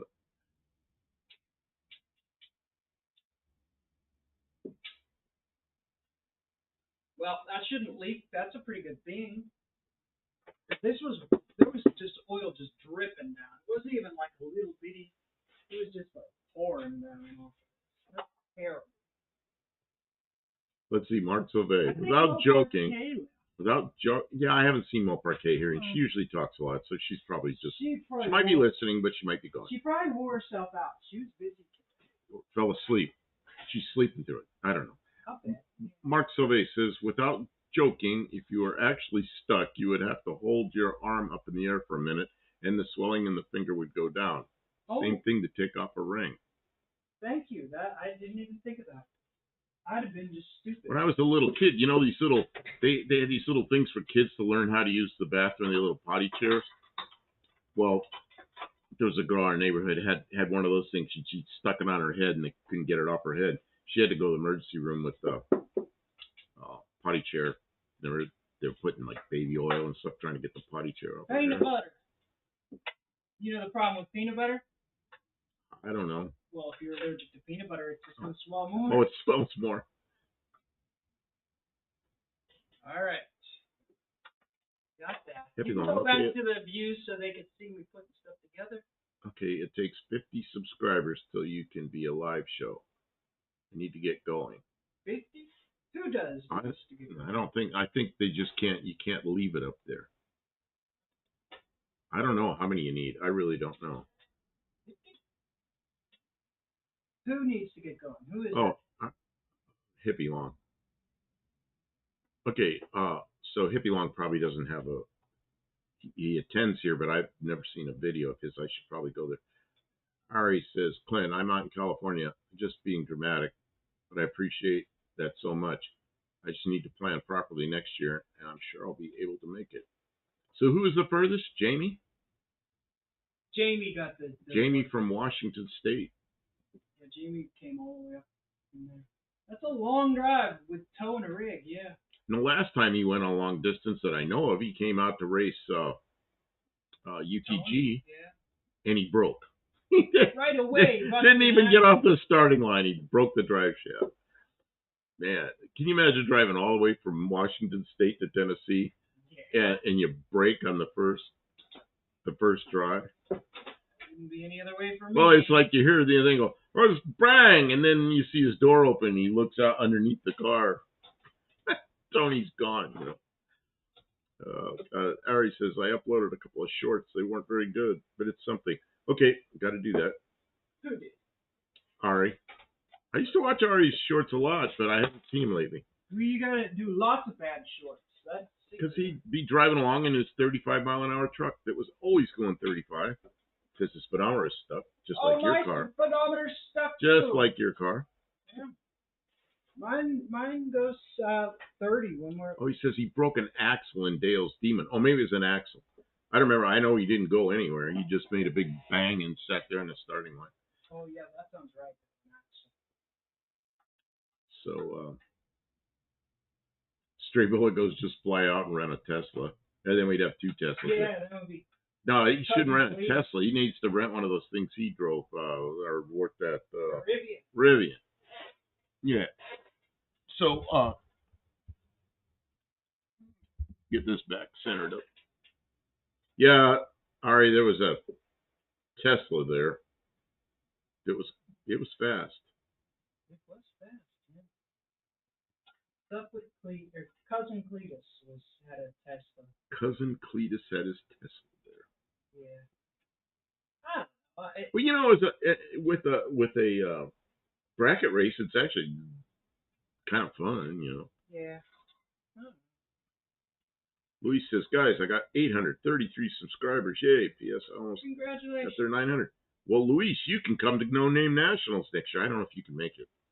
That's a pretty good trip for you. That's Luis's goal. Not I don't know. Everybody here is a No Name National. Yeah, that's a pretty good trip for you, and it may not be your goal.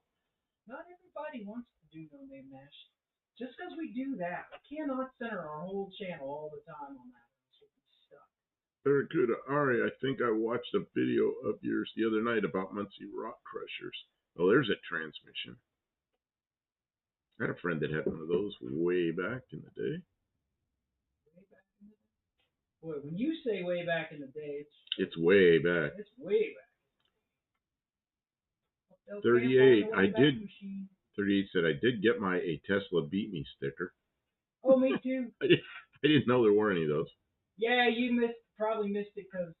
Well, I beat him. Well, I didn't because I broke out. You beat yourself. Yeah, I beat myself. All right, I don't mind EVs, but if I have a choice, I'll burn gas. Well, if even in an EV, you're probably burning gas remotely. But although it may be nuclear powered.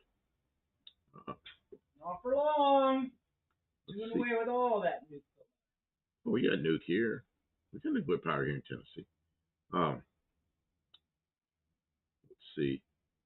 Dean, Dick Johnston used a Muncie Rick crusher, probably a rock crusher, gearbox behind all his 351 Cleveland powered XD and XE Falcons because it's super tough. Oh, now that's an intake manifold. Clint's saying that's an intake manifold. Yeah. Oh, so yeah, Kim made that thing, and the goal was to keep the carburetor under the hood because she was going to put it, it's on top of what was an injection system. So she made this big, long intake manifold that's kind of reminds me of the cross rams from the Chryslers way back. And that thing's got a lot of low end, and it fits under the hood, and it works so well. We haven't experimented very much with it. We're still in the testing phase. The problem right now is the transmission won't shift out first year. Hippie Long says, I'm a slut. I'll drive, ride, fly, anything. Fly. Are you a pilot? Dean, famous Australian touring car racer. What did I do with them? Oh, yeah, Stray Bullet coal if you live in California. California's kind of closing down some more stuff. I don't know. I think they just buy their electricity from Arizona. I don't know. I really don't know where they got. Very good. I hate EVs. And I'll burn gas. Petrol. Yep, that's petrol. Luis says, yep. Yep. Maybe that's yep on the No Name Nationals. I don't know how he could get here. That's, can't come up through Central America with a car. I don't know. You'd probably fly up here and just go rent a car.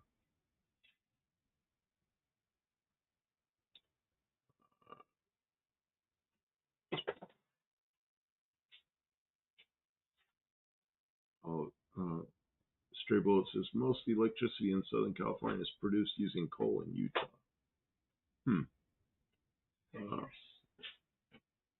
Figures. Clint Street Machine says, that's awesome, Kim. Good job. Well, you know what? And then she needed a distributor, and there was nothing that was going to work. What's this, Damien? Who's leaving? Let's see here. Just a second.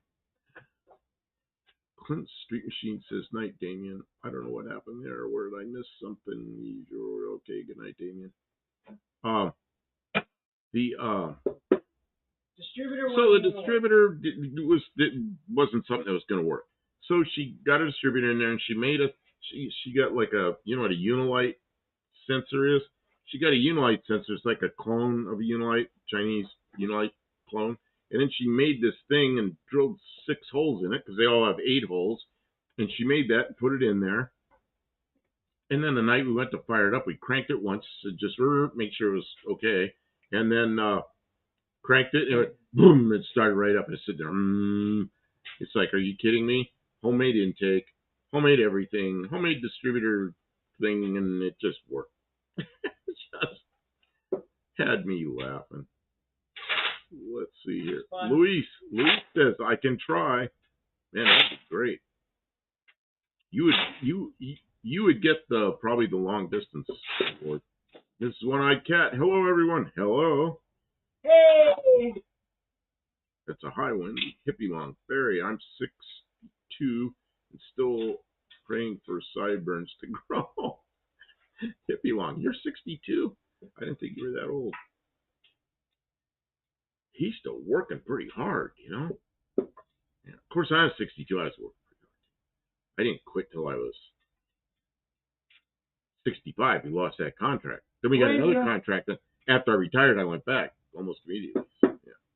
Clint, you haven't been following the build. It's a Frankensteiner. It's not the most Frankenstein thing anybody's building, but it's mad scientist version stuff. Yeah, Clint, what happened was it had a 2.8 clone engine in it, which is carbureted, and it something in the block was cracked or something. Is getting exhaust into the cooling system. So she couldn't find another 2.8, but she found a 2.9. Well, they look a lot the same, but man, are they different. It's injected. The bell housing is the same. The bell housing is the same. And the engine mount is the same. But the whole intake system's different. The manifolds aren't interchangeable. Yeah. Firing order's not the same, and it's because the valves are in different orders. I mean, it's just crazy. Yeah. So she had to make everything. So she made an intake manifold out of sheet metal. I want to show him. I want to show you, but moving that camera from up there down to here is kind of difficult. Well, you can move, and this camera, though, it is kind of impressive beast. Cord isn't so long. It's kind of an impressive sort of monstrosity. Different, something special.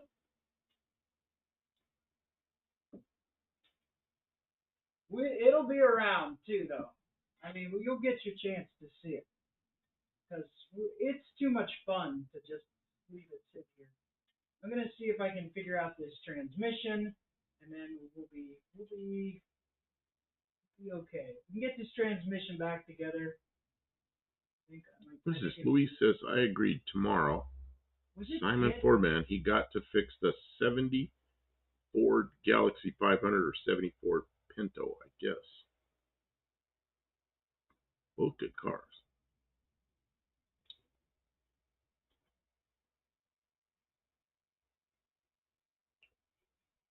Yeah, you'd be proud of me.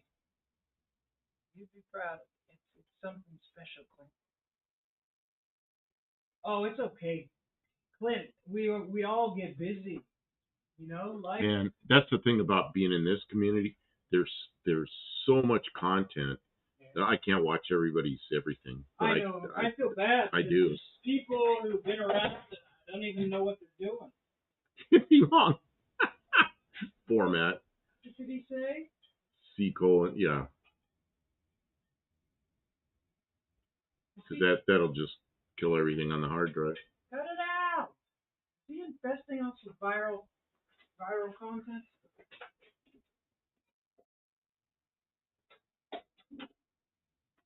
Virosity? There we go. And then this gets hooked to here. Vacuumation. So, Kim, did you say when your parts would be here? Or I don't know what you're talking Well, about. I won't know till Monday. Hopefully the order gets processed on Monday, and then I'll get a tracking number. And then once UPS gives a date, they're usually pretty close. they know how long it's going to take. But the seller, they'll give you an estimate, but they don't freaking know. Once it gets in, that's when I'll know. So sometime next midweek, I think it's coming from Texas. How long does it take to get a package UPS from Texas? Depends on which side of Texas.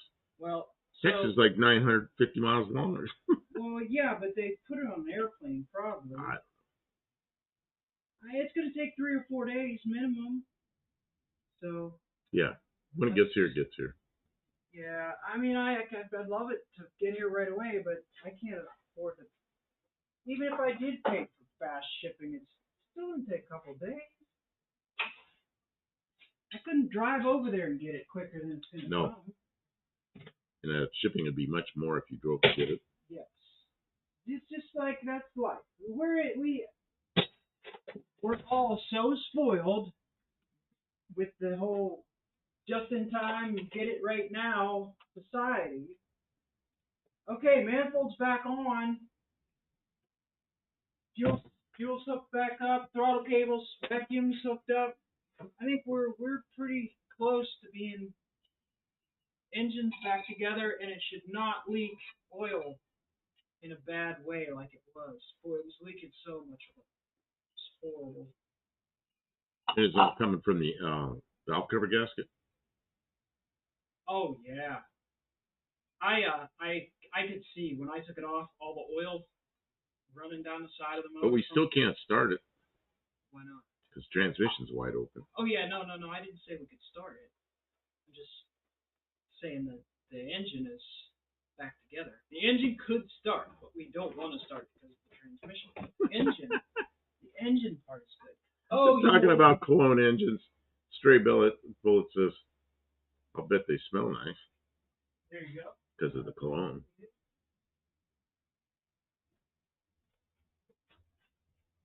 We could do this. Supertech, concentrate, extended life, antifreeze, coolant. No. That means we have to drain the system. Yeah. What you going to drain the system into? I mean, I guess the swimming pool. Yeah, you got it. You got it. We're gung-ho about getting it out of here, but there's stuff that needs to happen. Yeah, that's what I said. Instead of getting it out of here, let's just get some of the other stuff done. And then probably like Brute 33. That's what we're going to put in the cooling system. Kind of smells a lot like gasoline, to be honest with you. Brute 33? That won't freeze. I think it's got alcohol. But the alcohol evaporate right out of it.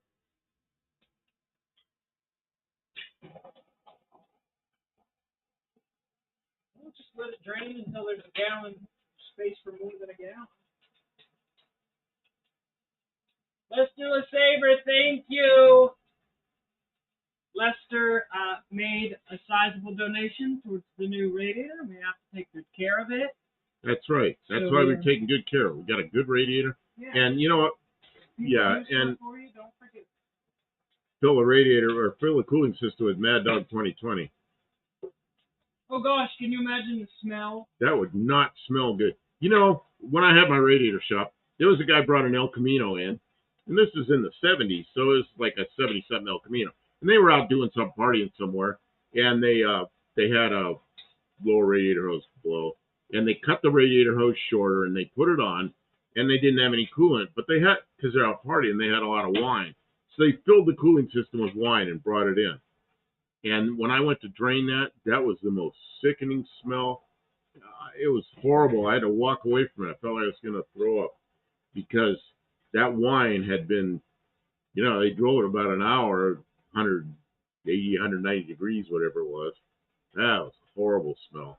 But I cleaned it all out, put coolant in it. Oh, you know what? I got my little filter. We got to change the lip.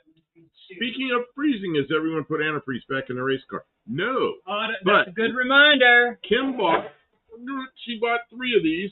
One for this car, one for my car, and one for her Dart. So those are 3 things on the list. Good night, Clint. It's not. Clint's taken off. Okay. Well, no, turn into a pumpkin and stay here. We gotta watch that. Make sure you video that. It's gonna turn into a pumpkin. That'd be an interesting short. What's Zonda to be? Become vinegar. Yeah, become vinegar. Good evening. What's Zonda?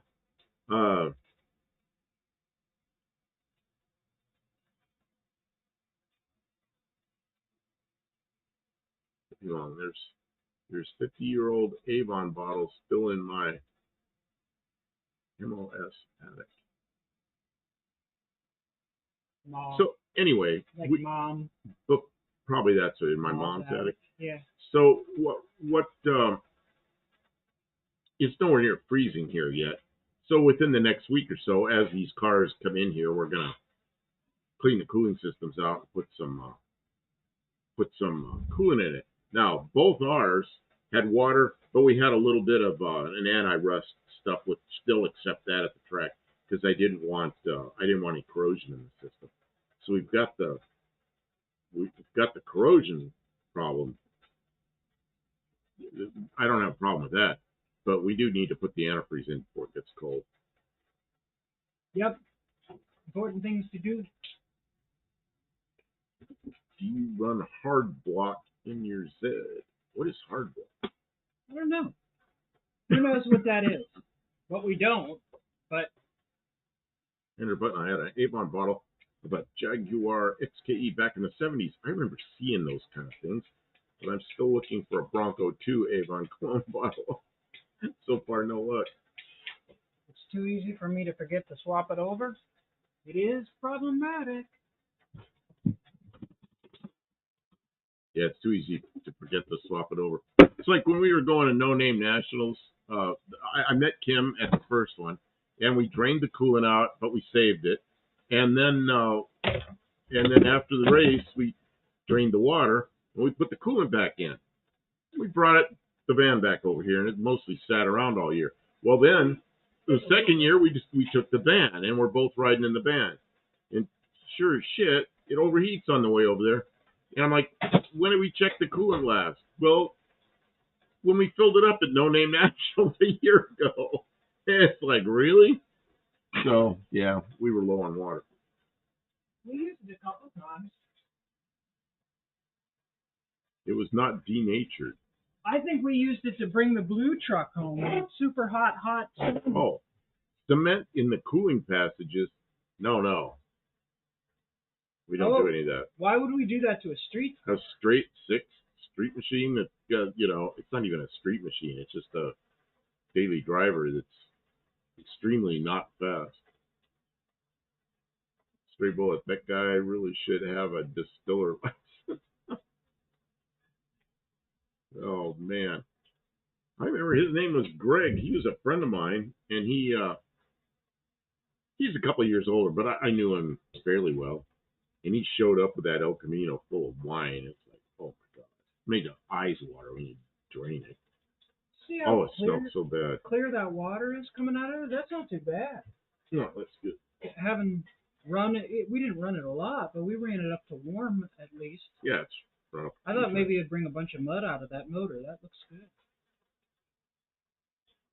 What is this? It wouldn't have been as bad smell as when my Labrador rolled in a pile of oysters that had rotted for days in 100 degrees. That had to be bad. Oh, dogs love the stinky.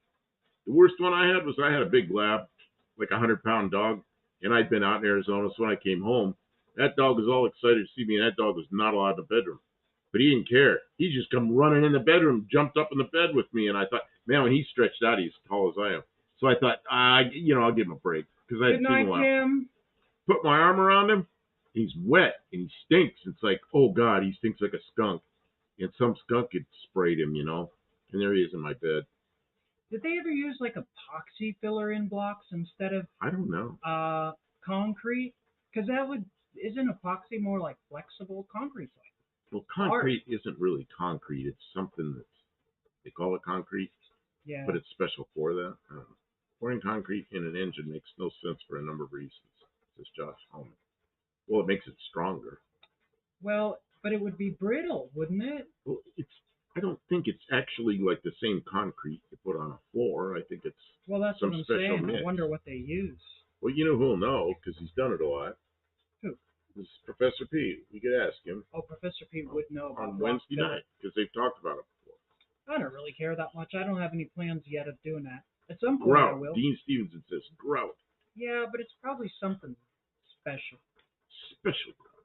Special grout for your special eyes. I am unscrewing this.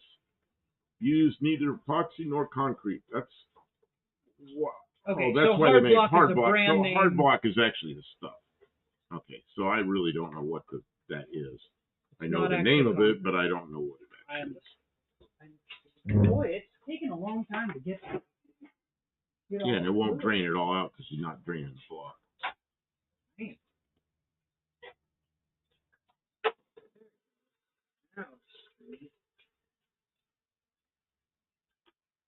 Yeah, it's not really draining very much. Mark Soleil says the name is hard block. Yeah, we can just. Why would I put that in my spatial grout instead of special grout? Spatial. It takes up space. Probably because it takes up space. I don't know. How would I know what he's talking about?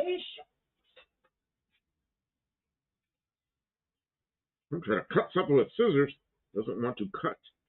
This doesn't want to cut. Yeah, we're gonna put some new oil in here too. Oh, that's some tough stuff right there. Scissors don't cut this. What? Oh, I'm trying to do something. Ah, there, I broke it. Well, I'm trying to make this so it screws on and off nicely. You don't have to have some little tricky thing to get it on and off. But he asks if that's Ford approved. It says all makes, all models, foreign and domestic. Does that cover Fords? This is just good old-fashioned Antifreeze. antifreeze. It says must add water. Well, 1 gallon in this would be probably not going to have quite 50-50. You might. I mean, we're never going to get that cold here. Dean Stevenson, I'm the troll galley. Oxybay, my first race engine was filled to the water pump holes with hard block. Wow. But maybe you should use some that waterless coolant product. And why? Then we got to get all the water out. That stuff doesn't cool as well. We had to use that in the airplanes because, I don't know, some government thing. We had to do it. And I really hated it because they ran 20 degrees warmer and we were already fighting the heat. But somebody that had more wisdom than the people that knew something about it decided we had to use the waterless coolant. Somebody probably sold him a military contract. So we had to use, I'm trying to remember the name of that stuff, but we had to use it, and we used it, and it was instantly 20 degrees Fahrenheit warmer, which we were already fighting the overheating issues. I don't know. It's typical government. Typical government thing. Yep. Good government at work. I think this is probably enough. I don't know. That's not a gallon. You know what? If you pour, if you pour this in, yeah, and it's full before this all gets in, it's still not going to freeze, and it's going to cool fine. And if it does fill all the way up, or it doesn't fill all the way up, but you use it all, you add a little water, it's still not going to freeze. Oh, what's this? Buddy Carfana. It's my birthday now, September 28th. Oh, I see we went past your time there. And Mo Parquet says, I'm back. Hey, Mo Parquet. What were you doing? We figured you dozed off or you were went somewhere. We figured you got bored. We're bored. Got bored with us. Well, we are. And Lesto Saber says, happy birthday, buddy. I'll say happy birthday, buddy. We're doing the Extreme coolant fill. Ooh. Andrew Button says that red hydraulic oil for jet was nasty stuff. I don't remember the name of it. It's 5606. I have a bunch of 5606 up here, right there, because we've used it in aircraft brakes, and we do have aircraft brakes here that I'll use on something that doesn't. You can't use brake fluid in. You got to use aircraft hydraulic fluid in. Yeah, Kim, we got several aircraft brakes around here. What are we going to use those for? I don't know. They're not very big. They're like, Mini bike. Oh, a mini bike? Yeah, put that on the front. You'll flip over forward. No, don't put those on a mini bike. They're way too much money. That'd be the most expensive thing. It'd be more expensive than the rest of the mini bike. Oh, we need to build a little go-kart thing. We need a golf cart for next year. I'm not walking around anymore. Not walking around anymore? Yeah. We need a golf cart. We'll get one of those little radio flyer wagons, and we'll tie like a rope around my waist, and I'll tow you around. No, I want comfort. You can take a whip and go, faster, faster. I'm not going to take a whip. Hey, whip me. Don't be a weird old man. And whip me, make me walk faster. Walk faster. Run over to the starting line. Run over to the concession stand. Run over to John Cope's area. You're not paying me enough to do all that. No. Yeah, Dean Stevenson. Tell him, Kay. No way. That's crazy. Dean Stevenson's doing to K now. Mopar K. Backwards K. Mopar K gets a K. Backwards K. She gets a backwards K now. Woo! Backwards K Club K. Andrew Button, maybe that aircraft brake fluid would stop that Bronco faster. Oh, it'll lock up the brakes. Hey, Super Chat! Super Chat. Here we gotta hook up the Super Chat. There we go. Get the Studebaker going. Thank you. Oh, that's Buddy's birthday. Buddy's birthday flashes. Woohoo! Oh, flashy. No flashes. Light them up for Buddy.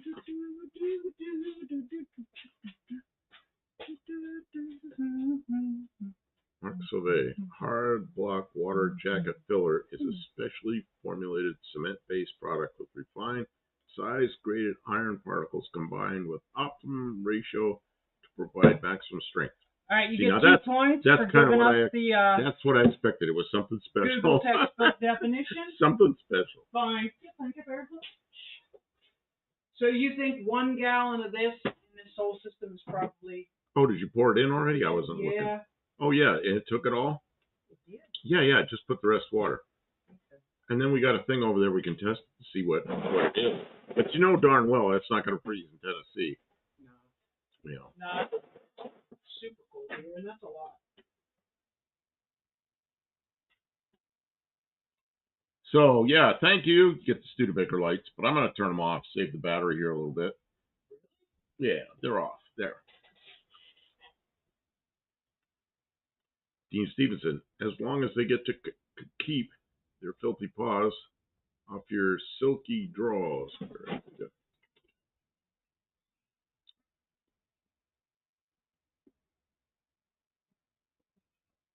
You know what you were supposed to be doing tonight? I just remembered. Oh, I forgot to do my job. You were supposed to fix the grill with some epoxy or something. Oh, I didn't know I was supposed to do it tonight. Yeah, I suppose I could. I don't know. We were just talking about all the things that you fixed the grill earlier today. Then you want me to fix a grill tonight? Except she fixed a grill you cook on. She wants me to fix a grill that goes in front of the radiator. Oh, you know whose birthday it was? Oh. John Hart. John Hart's birthday was yesterday? Yeah.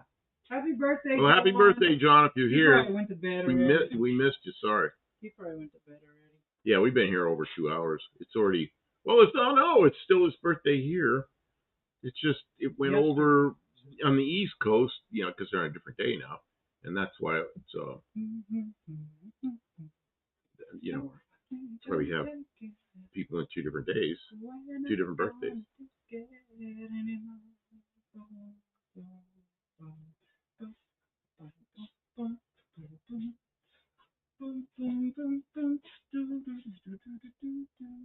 Yeah, Mark Sauvé, 12:14 a.m. here now. Yeah, and it's 11:14 p.m. here. Yeah. And then it's some other time down there in New Zealand where they are.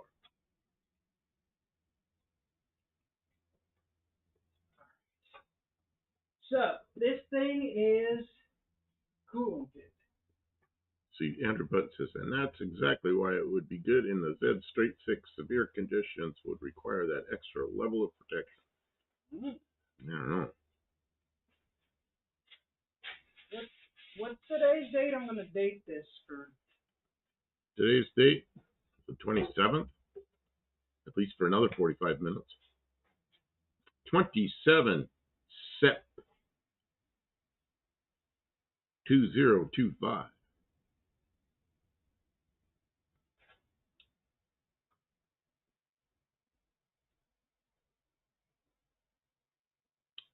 Let's see here. I Googled it.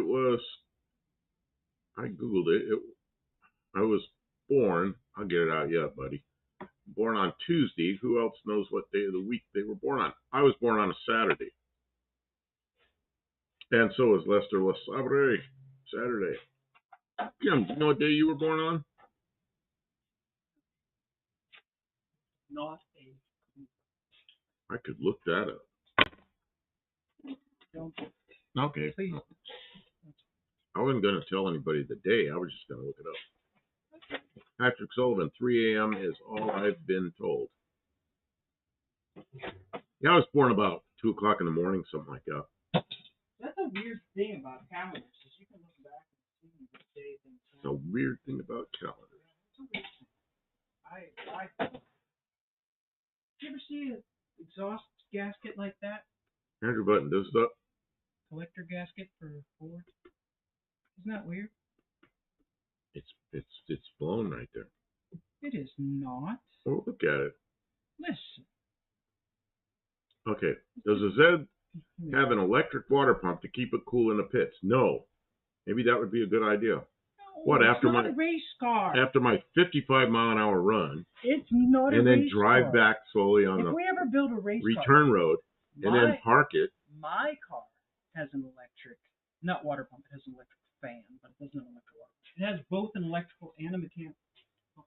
I treat that car harder driving to the grocery store because I go fast. Yeah, because it's not warmed up yet when you pull out on the street. All right. Cool. Mark Sauvé, Sunday here, if I remember, around 2 a.m., a little over 62 years ago. Dean Stevenson, 3 a.m., eternal. Dean Stevenson, about 17 hours here. Okay.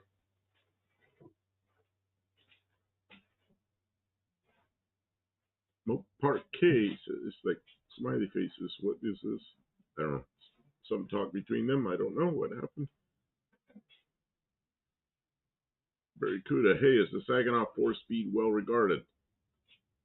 That's what was behind the 400 in my Monaro. You know, probably. It's a Monaro. Man, wish we had those here. I guess we did. What was the GTO? It was like a later model Monaro, I think. Wasn't that what that was? The 04, 05, those GTOs we had, the Australian GTOs, weren't those Monaros? 38 Racing. We'll see y'all later. Got to get my beauty rest. Okay, take care. Nice to see you, Ray. Go on, Spider. Go on, Jumpy Spider. Josh Holman says 55 was how fast that car was built to go. Yeah, probably. It's got the speedometer, a little 55 thing with a circle around it.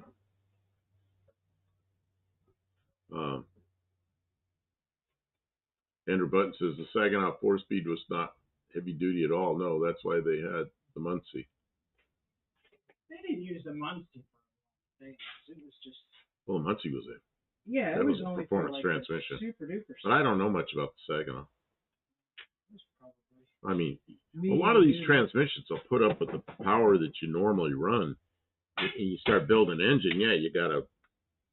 What I'm amazed at is how many people run 904s and C4s and how well they do when they're built properly. You know? Yep. Yeah, because I mean they were just built production when they were new, but if you're putting aftermarket billet parts in them, then they can be really strong. Dean says I was born on the first day of the week. Wow. Which is which? Saturday or Sunday? Or Monday? If you look at a Russian calendar, the first day of the week is a Monday. And you different cultures look at different days of the first day of the week. Oh, geez. Bye. So he was born on January 4th of 1970. Man, you were like real early in the decade there. But I won't read the rest of what he wrote. Okay, Andrew Button. The first year the Vega had an Opel 4-speed. Then they changed to Saginaw 4-speed. Low-powered cars got them. Okay. The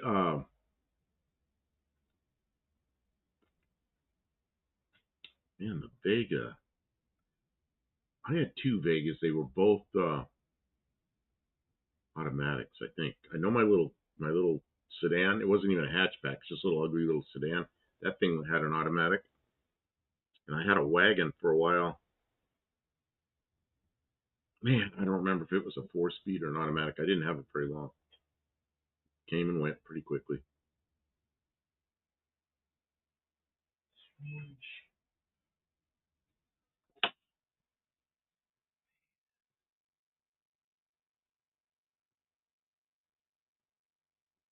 What do we have in the way of? I don't know what's wrong with the Monaro. See, I used to in the 80s. I was building radiators a lot, and I was trying to. In the wintertime, it was slow for me. In the summertime, I couldn't do all the work, so I was trying to fix that, and I was selling a lot of radiators to, like 4-row and closed tube centers and all this stuff to all the hot rod cars, like V8 Vegas and all that. So I really tried to sell a bunch of radiators to, Australia. But to do that, I would have to make them during my busy season and then ship them over there for their busy season. So it just never worked out. But during that time, I was getting all like Street Machine magazine from Australia, and man, I really liked the Monaros. And I don't know. Of course, I'd never seen one in person. Just really liked them. Moparquet says, I was born in 1997. Really? All right, Mrs. Youngbuck. That seems like yesterday, but I guess it's been a while. She's got kids of her own. She's so grown. She's got kids of her own. Crazy. She's younger than all my kids, both my kids. Any of the GM cars over about 300 horsepower, 1965 and 72 got months. She's younger than your. Well, no, not really. Younger than your range. She is not younger than my grandkids. She's like 3 years older than my youngest grandson. I got a question for you. Or my oldest grandson. Before you read a lot more. I can't keep up with it because it's really going fast. I know. This is one I can't. I'm still watching a NASCAR race recorded. Okay, go ahead, Kim. What were you going to say? Don't we have oil filter wrenches somewhere? Yeah, they just might not be the ones you want. What kind do you want? I use those giant pliers if I can't find, but you may not be able to get at them. It's awkward locate. I might be able to, but an oil filter wrench would be real easy because I can get it from below. Okay, stand by. I don't know if I have Up wrench. Don't know if I have one of those. I don't know where they are. Sorry, everybody. I'm just trying to do works. This is the one I know about. It's too small. I have that one. I have this one. These are for the little. Yeah, this one's smaller. Yeah, that one's even smaller. Those that's kind of what I was hoping for. I guess I need to. And then I used to have one that was like a strap, and I don't know what's happened to the strap one. I probably lent it to somebody at some point in my life.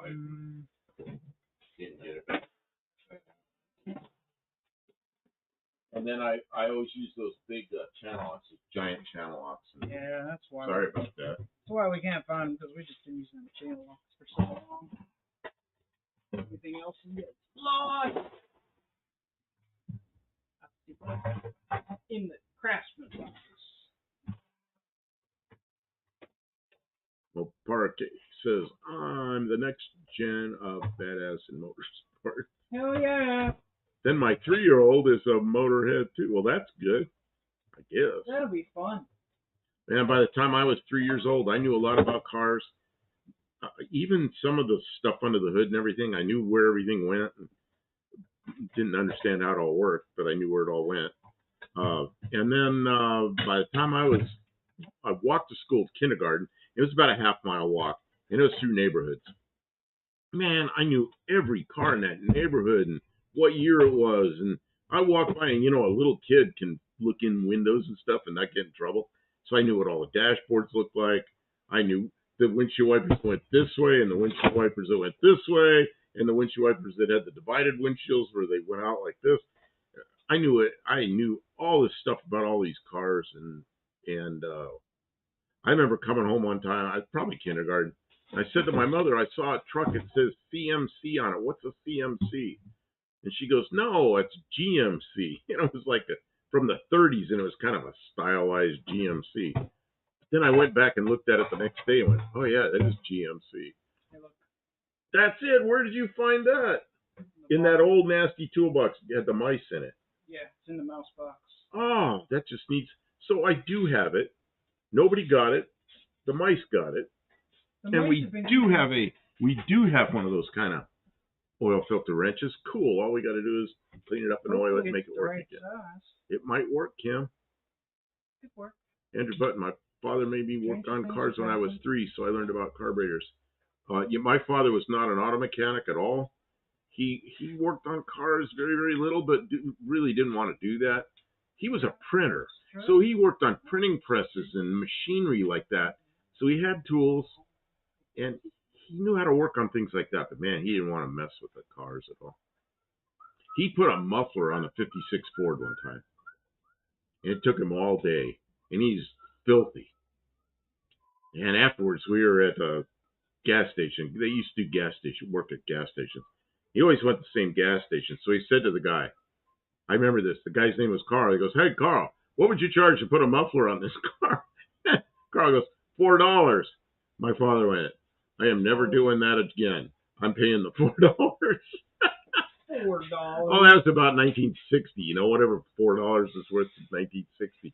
But whatever it wasn't, he decided it wasn't worth laying under the car all day long and being covered with rust. $4, let him do it. Let him do it, that's right. Let the man work for $4. Man. Buddy Carfano, remember old vacuum wipers step on gas and they slowed? Oh, yeah, of course. That's how wipers were when I was a kid. Oh, pardon.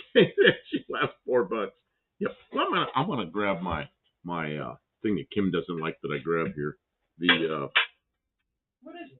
This consumer price index thing I do. Oh, you're allowed the consumer price. Why did it do that? Just be careful about how old manish you get it. Everybody leaves. They don't want to hear about it. Okay, so $4 in 1960, and that's probably about when it was. That'd be like $43.59 today. Cheap as hell. So my father did not want to lay underneath the car for an entire Saturday and be covered with rust. I remember he looked like hell. He was just covered with rust, and for $43. Yeah, I don't want to lay underneath this now. Oh, look at that! Whoever put this on, put it on the right amount. It came right off. Oh, so that wrench worked, and you didn't even have to pull hard on it. Would you hand me the thing so I don't have to get up on it? The thing from the place? What thing? Yeah, that pan, the drain pan. Okay, I'm looking. I must be one. It's on the black toolbox, the roll around toolbox. Got it. Brand new. Brand new. This is an air cleaner. New. Air cleaner that's not used yet. That's a new air cleaner, right? That was funny when Deke's the guy that was doing the what do they call it? Tech inspection at the track. Kim made that air cleaner out of a drain pan. He looked at that. He goes, "That's a drain pan." She said, "Oh, it's an air cleaner." Oh man. Straight below. Why so much rust in California? Well, because it was a mild steel exhaust system, and it rains and it's 4 years old and rusty. That's what happens to exhaust system. It gets hot. Not a bit of oil sticks to the exhaust system. Yeah, the coating burns off and then it just rusts. I'm not sure there was even any coating on it back then. I remember that car, it got its first muffler when it was 2 years old. We were in Georgia and the muffler fell off. And we were on a trip. What do you guys think? Should I keep the oil filter, the vintage oil, STP oil filter? Look at it. That's PTS. It's been on there a long time. So I know that happened. So I'm thinking it was probably 2 years later that muffler took a crap, I mean, today we're kind of spoiled. They put stainless exhaust systems and they last for 20, 30 years, Yeah, young people don't know. They used to be. They don't know you have to put a muffler on every 2 years. It was just. It just rusts through and. People are like, "Oh, needs a muffler." Rust through and fall off. Yep. People didn't even get upset because it was just. Yeah, Andrew Button says those pipes always got rusty and crappy on those early cars. Well, I remember even my last radiator shop in the 80s, the guy next door to me was a muffler shop, and I remember him under there, all these rusty pipes. I remember that real well, and that was in the 80s, and they were starting to talk about requiring all cars to go to stainless exhaust because that was considered as an emission, as part of the emission system, and emission systems had to be guaranteed for 100,000 miles. And he's like, "Man, this is going to ruin my business." And it did? He was quite a bit older than me, and he ended up retiring probably not too far after that. Yeah. Mopar case. If I have a receipt from the Satellite new muffler, $50. Yeah. Believe it. Andrew Butt says there were muffler shops on every corner back then. Remember?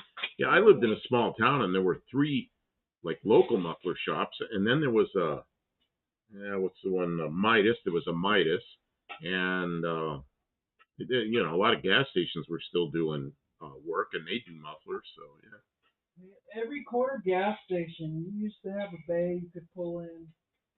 You could go out and haggle. Dean Stevens says aluminized. Yeah, they start coming out with aluminized stuff. Mm-hmm. Andrew Button says I blew off a muffler on a rusty Honda Civic. I saw it out the back window fly into the street and spin off. I had a 62 Ford I bought in Illinois when I was 19. I was in school in the Air Force, and I paid $200 for it. And the front tires were wiped out. So I got new front tires, and the suspension was I had a wheel alignment shop set the toe. So I was good to go on it. So I was driving around, and one night I had a friend with me, and all of a sudden it got real loud. We're going down the interstate, and it gets real loud, and I look up in the mirror, I hear all the scraping, and I could see this shower of sparks behind me. So we pull off, and the muffler was a 62 Ford. It's behind the back wheel. So it's between the back wheel and the bumper. Single exhaust. And the pipe had rusted through at the front of the muffler, so the muffler dropped down. There was a big old rubber thing holding the back of the muffler. So it's just digging in the ground, making sparks. So we get out, we open up the trunk, and there's the tire wrench that you get with the car.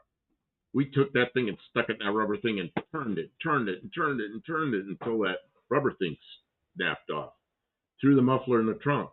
That's how I drove that car from then on. It wasn't that loud because that pipe went all the way back there. But it definitely had a blah, blah, blah, blah, blah sound to it.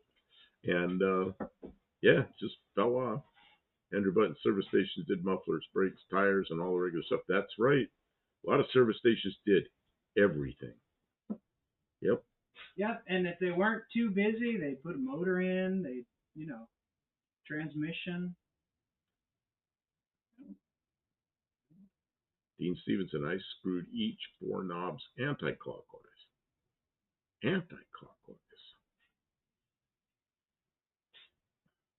He's speaking. This oil smells He's speaking burned. down under. Oh, no, he's speaking British English, which is everything except American English. I guess not too bad. What's that? Whoever was running this was not taking care of it, obviously. You saw how old that filter was. Yeah. That's crazy. What does that smell? Is that oil? Yeah, it doesn't smell good. So you're changing the oil. Changing the oil, adding coolant. You Before put you get coolant. the whole thing ready to be a yard worker. It's going to be a yard It's worker. going to have fresh transmission fluid in it. It's still not going to shift, which is going to suck. A great New Zealand word, aluminzed. Do you say aluminized or aluminiumized or something? Yes, I remember. I missed those stations. They always smelled like cigarette smoke. Great. The tires, I miss that smell. I remember the cigarette smoke and the tire smell. I do remember that. Man, does that ever? Did you just nailed it, Andrew? Cigarette smoke. The tire. There was a display with a brand new tire. Oh, there were tires all in a rack up there. Yeah. And all the tires had little divots in them from sitting there on the edge for so long. So when you got a new tire, they always went up. And if you went in the back, it had that smell. That because they would they'd do oil changes and then they'd burn the oil in the furnace. They had an oil burner, so it smelled like that. It had the smell. I don't know how to say it, but and now it's like Stray Bullet says, now they're just convenience stores. Yeah, there's no garages anywhere. I got stuck coming here from Arizona, and I don't remember what it is, 10 years ago probably, and I had a tail light out, and I needed a bulb. And I'm switching lanes on the highway and everything. I know I'm going to get stopped and get a ticket, so I got to get it fixed. And gas station after gas station after gas station after gas station, I couldn't find a whatever that. It's not 1157. It's the next one. It's the one that plugs straight in, just pushes in. Nobody had one. It's like the most common bulb there is for a car. And none of the convenience stores even had it. All they had was bags of chips and Cokes and nonsense. Stray Bullet says center post lifts. You got a funny story about the center post lifts. Oh, I have. Yeah, I have. I had a center post lift in my shop in Ohio. I wish I had that here. We couldn't lift very high though, because it'd still be nice. There I had a 12-foot ceiling. Here I've got a. You could even have 8 sit feet. on one of those scooty stools, the short stool with the wheels. Oh, it would have been. Oh, for bringing a car up the point where you can just do like brakes and stuff, it'd be perfect. Yeah, money. Yeah, I don't even know where you get one of those now. Everything. Somebody. They had air over hydraulic one-post lifts usually. Yeah, the one there was a Shell station. It was a real big Shell station, a block away from my first radiator shop, and it took up an entire block this direction, and I was a block up this direction. So I walked down there, and I used to do a lot of radiator work for them. They'd pull radiators, send them up, or heater cores. But they had a whole bunch of bays with those lifts, and one of them was a 2-post lift. And one day they all went to lunch, and they had a big old Cadillac Eldorado, like the last of the giant ones, like a 75 or 76, one of those 6,000-pound Eldorados. And everybody went to lunch. When they came back from lunch, one of those, the back post had sunk. That Eldorado was sitting there with its back bumper on the concrete and the nose straight up in the air. And the fuel filler was behind the license plate. And they had like 15 gallons of gasoline on the ground. And then they had to get the car down. They had to get the gas cleaned up so they didn't have a fire. I don't know how they did that. All I wanted to do was get the hell out of there. So, why'd you buy a Fram? So they had a Walmart. Extra guard Fram, I guess. You want to pre-fill it a little bit? You want me to pre-fill? Oh, Danny Boyd's here. You don't have to. I'll do it. I'll do everything. You wait in the truck. I got it. Do I remember the cardboard oil cans? Oh, of course. That's Of course all he there does. was. That's all there was. You remember the two-post lifts that had rear end holder and the front that moved with the crowbar? It'd be too old for you, but I recall those for the middle post. Yeah, this one was a two-post lift, and it was what are we putting in this? We're putting brake-in oil, Lucas brake-in oil in it. That mix in fine. Nothing. It's mostly gonna be just regular 1030. Do you want to use the 10W30? Will it bother you? I don't know. It's pure I oil. don't even think that's what's in there. I think that's a mixture of. This is a mixture of oils. Yeah, This is a Kim mix. I needed an empty jug because Kim we're bringing all that gasoline. Kim the oil mixer. Oil mixer. That's what they used to say about me in college. Ooh, it almost overflooded. They also said that about me in college. What's that? I don't know. I'm just saying crazy stuff.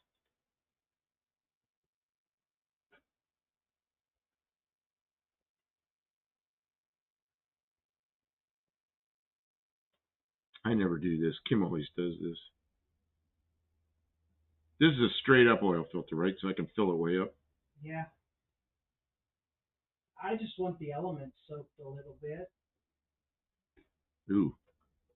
Let's see. Lucas brake-in oil has no detergent, so it doesn't wash the cam lube off and some other things. Yeah. Okay. Well, she's gonna put other oil in, I guess. I don't know. You think you got enough in there that you can handle it? Oh, it's bubbling. It'll fill it up in under a minute. Oh yeah. I mean, you got enough. When you start this, you're gonna have oil pressure immediately. Yeah. That's all I want. As hard as the Bronco is going to be run, a single weight might be most advisable since it's not cold there. It does get a little bit cold. Okay, Kim, this is still in the box. I'll take it out of the box and hand it to you. And it is very heavy now. It's easy to get out here. Is there oil on them? I did not put, well, I probably spilled some on the gasket. There's plenty. Yeah, there's plenty on there now. Thank you, Mr. Del Campo. Perfect Monday. I bought that oil for her Dart for the new engine, but it's since been drained out and had something new put in, I think. Or was that my engine? No, that was your engine because it was a fresh engine with a new cam. Okay, here, let's see. Luis says, I have a soda, Coca-Cola. That's in Venezuela. So somebody, Stray Bullet asks, is that real cane sugar Coke, Luis? So I don't know what they get in Venezuela. You would think it's probably not the same thing we get here.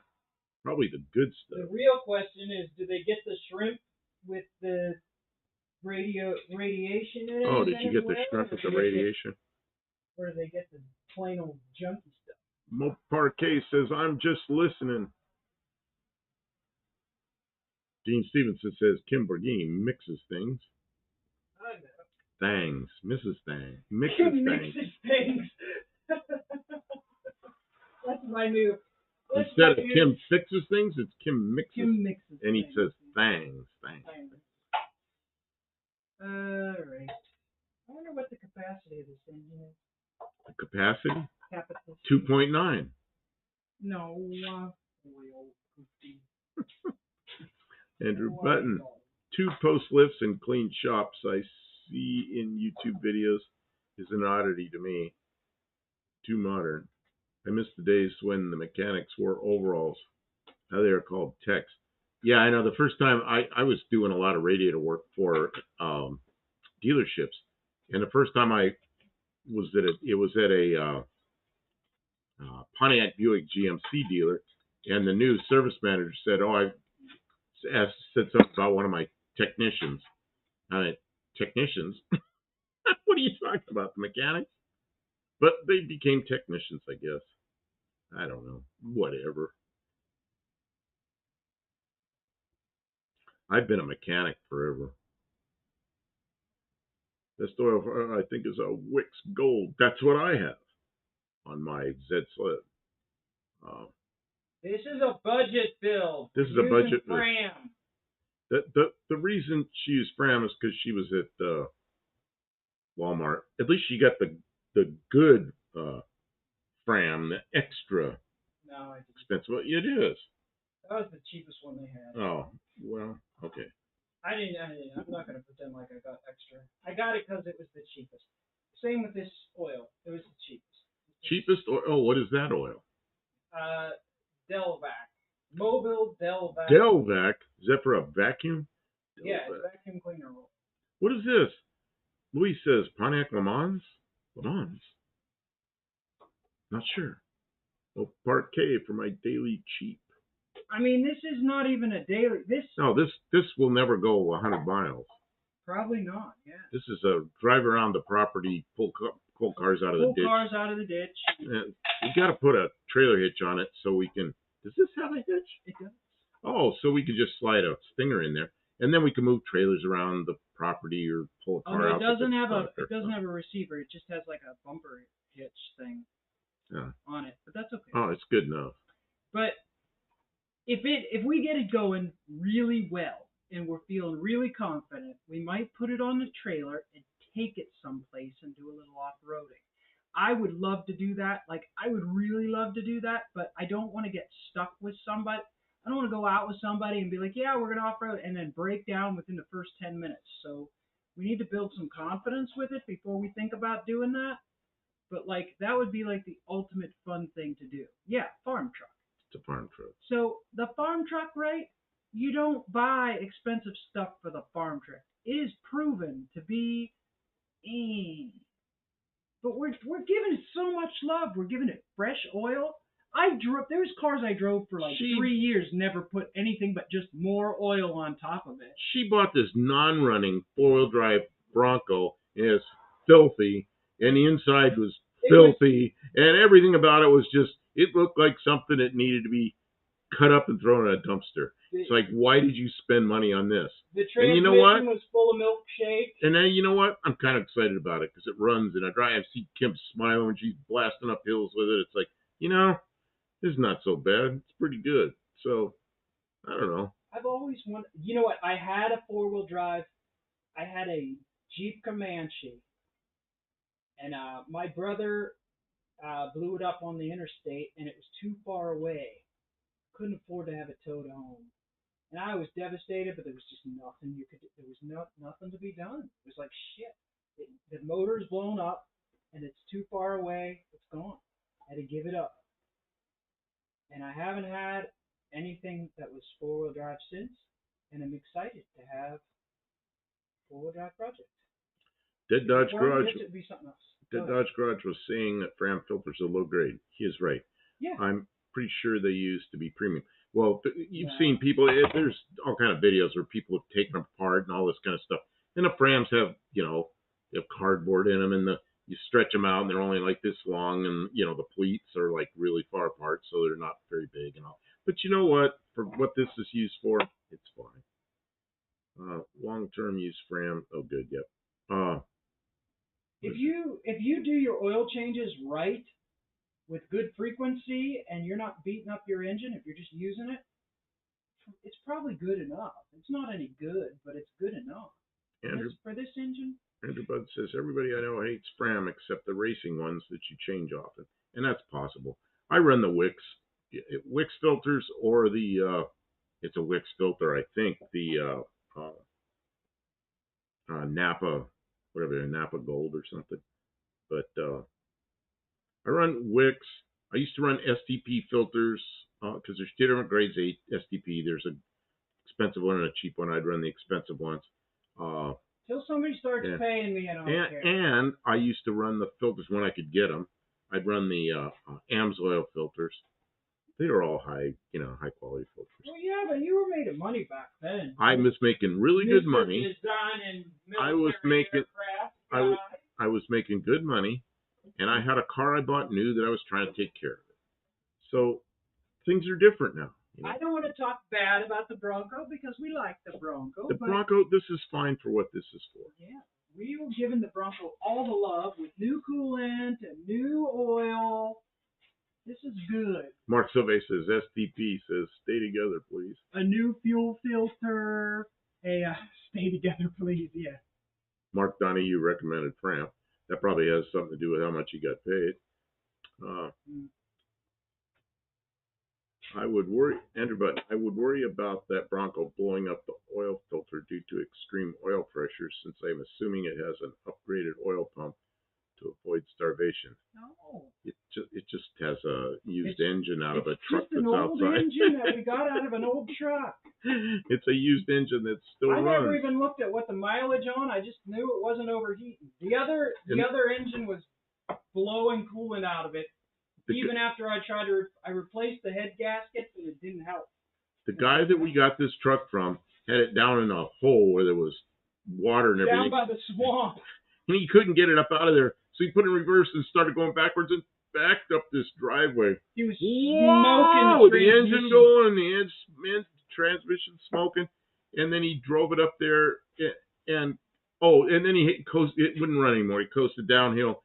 I don't remember why it wouldn't run. We coasted it onto the trailer and brought it home. But we knew it ran because he drove it out of that ditch. So that's why she has that engine.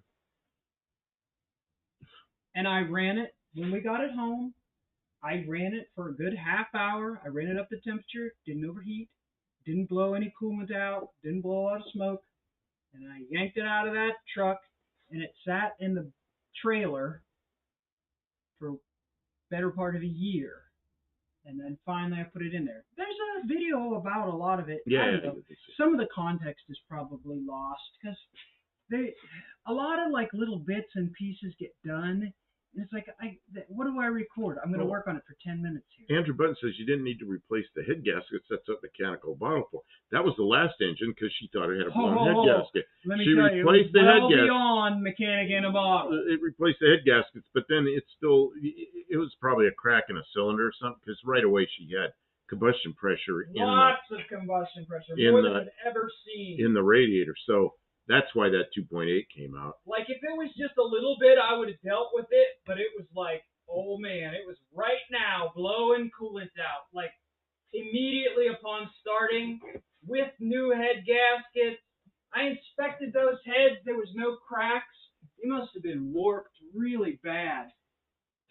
And that's an old video on my channel, me changing the head gasket. That 2.8 motor is gone. This 2.9 is great. And it runs. It sounds awesome.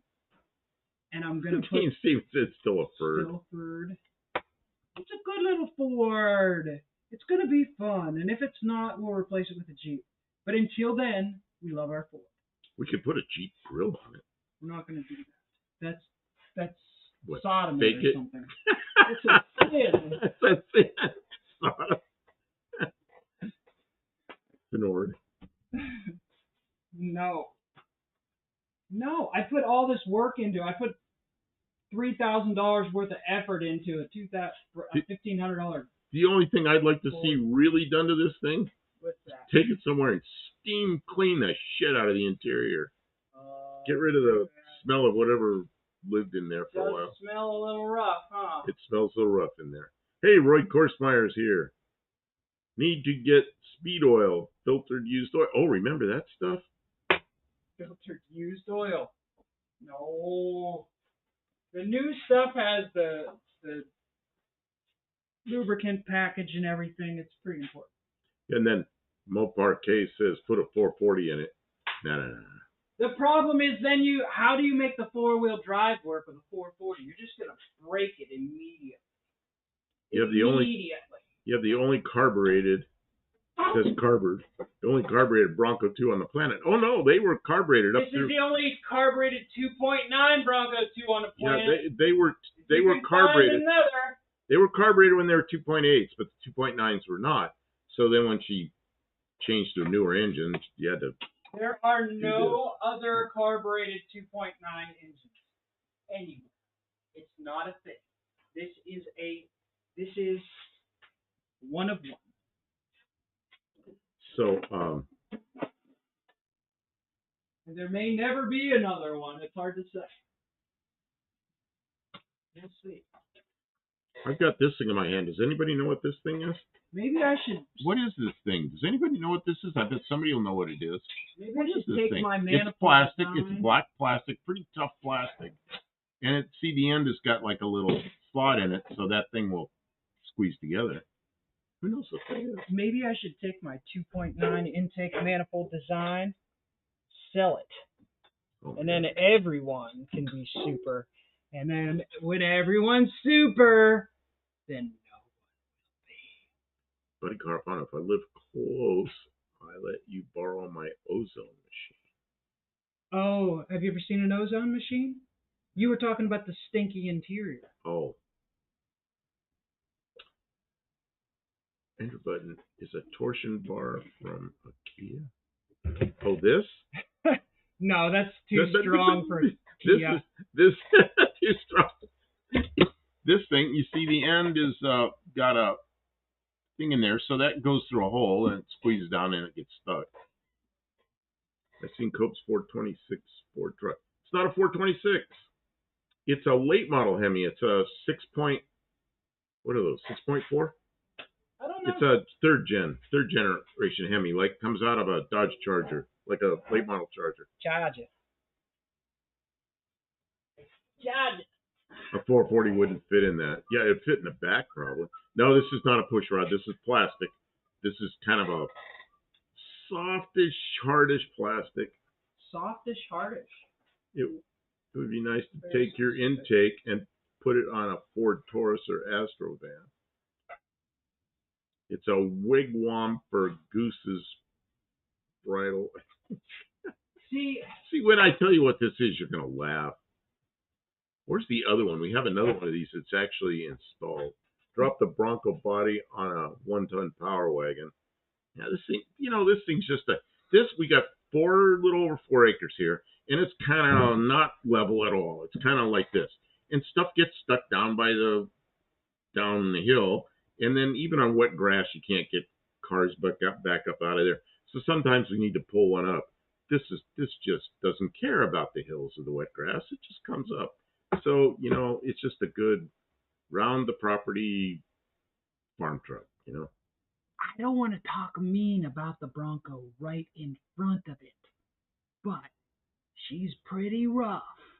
There's big rust holes in the firewall. There's also rust holes in the floorboards. And there's also dents and scratches on every panel of the entire vehicle. Knitting needle. That's a big fat knitting needle. That's for that big fluffy wool stuff. Okay, I'll tell everybody what it is. Nobody's going to get it. Nobody's going to guess that. It's like a wrench thing. hanger. This thing, there was a plastic thing that you hang up that holds wrenches. And this slides through, and all the wrenches hang on this. What's bad is every time you need a wrench, you got to pull it out, and all the wrenches fall out. We still have one more of these hanging on the wall. So this thing, the wrenches ended up in a drawer. So now I have this thing to do something with. It's a pointer. Andrew, the entire origin of the whole overheating and blowing head gasket thing was those radiators with the plastic end caps were garbage. So they would leak and drain the coolant down, and then the engine would overheat. Now, when the engines are overheating, the temperature gauge doesn't really notice until it's like hypercritical. And so people just drove them with no water in them until the aluminum cylinder heads warped, and then they're ruined. So, yeah, that's what happens. They're all gone. That's why we got a good radiator. That is why we got an all aluminum radiator. Thank you to Lester LeSabre and several other people. Was it Crash Roadrunner Garage? A whole bunch of people left us or money. Was it Dirt Road Landing? A whole bunch of people left us money that night, and you went out for a radiator, and you went out and bought a radiator. And you bought the good one instead of the cheap one. And I never did get any of that money back from the account. You took all that money and spent it on... No, it's sitting in there right now. You spent that money on wine, women, and song. And the rest of it you wasted. You wasted it, yeah. I spent that that money on wine, women, and song, and then I wasted the rest of it. Yeah, that money's still sitting in the account. Yeah. I know. It goes to stuff. Andrew Button, my favorite car ever was the Ford Tempo. What? Would be a future classic, but there aren't any left. Stray Bullet wants to know how many rip'ems I can get out of the Bronco. We don't have a rip'em meter. Yeah, I don't have a rip'em gauge. I get about brah out of it right now. Seems to be. I would think that carburetor will over rev that engine because it's for a bigger motor. The what is? What's for a bigger motor? The carburetor. Oh. I think it's. I don't know what that. I can't believe how well that ran. You started right up, it ran. The only thing you had to do to that was you went and you turned the distributor and had your timing light, and you adjust the timing a little bit, and that was it. Oh, you put the air cleaner on it. You drove it all over. It's like, are you kidding me? All that homemade stuff on the outside of the engine, and it just worked. Cigarette and whiskey and wild, wild women drive you crazy, drive you insane. Remember that song? No. Sure. You do? I don't know, but it sounds like a very common topic. I spent it on wine, women, and song. And I wasted the rest. Yeah. Who was it said that? That's a quote that I use sometimes, and Kim remembers it now, but I'm quoting somebody else, and it's one of the old actors from the silent movie days. Yeah. Don't remember which one. Kids these days, they spend all their money on sex, drugs, and rock and roll, and then they waste the rest of it.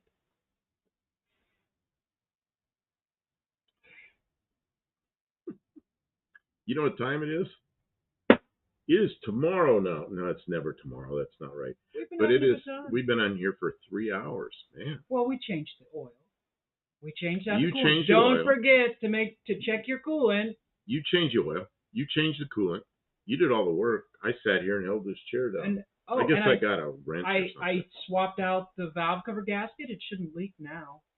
It was just a bad gasket. That gasket was shrunk and hardened. While we're waiting for transmission parts, instead of pushing it outside like you suggested, you got a bunch of shit done on it. That's good. Yeah. That's better than bringing my car and messing with the window. We'll bring my car and mess with the window when this is driving again. I'm fine with that. We probably should make some shorts. I have a couple. Oh shit! I got to put a short up tonight. I didn't put it up. You didn't put a short up. I forgot. Again. Yeah, I did it again. I forgot. I have to do it now. Yeah, I have to put my short up at midnight. So let me see what I've got in the bag here. What do I have? Let's see what I got to take my glasses off to see up close because my close-up glasses I can't see up close anymore. Thanks so much for hanging out for a while, guys. We're not done quite yet, but I got a lot done. It's just little stuff, but while it's stuck in here anyways. Oh, you know what else I need to do is he's gonna go over there and do it so I don't distract you. What's this one? Go over there and do it. I don't want to go over there. It's not that one. It's this one. Okay.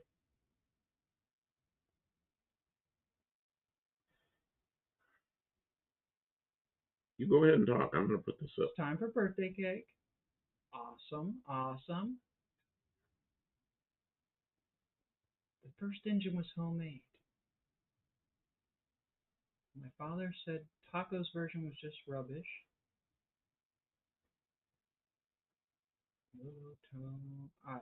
I'm trying here, guys. I find the right thing and then it skipped. I need to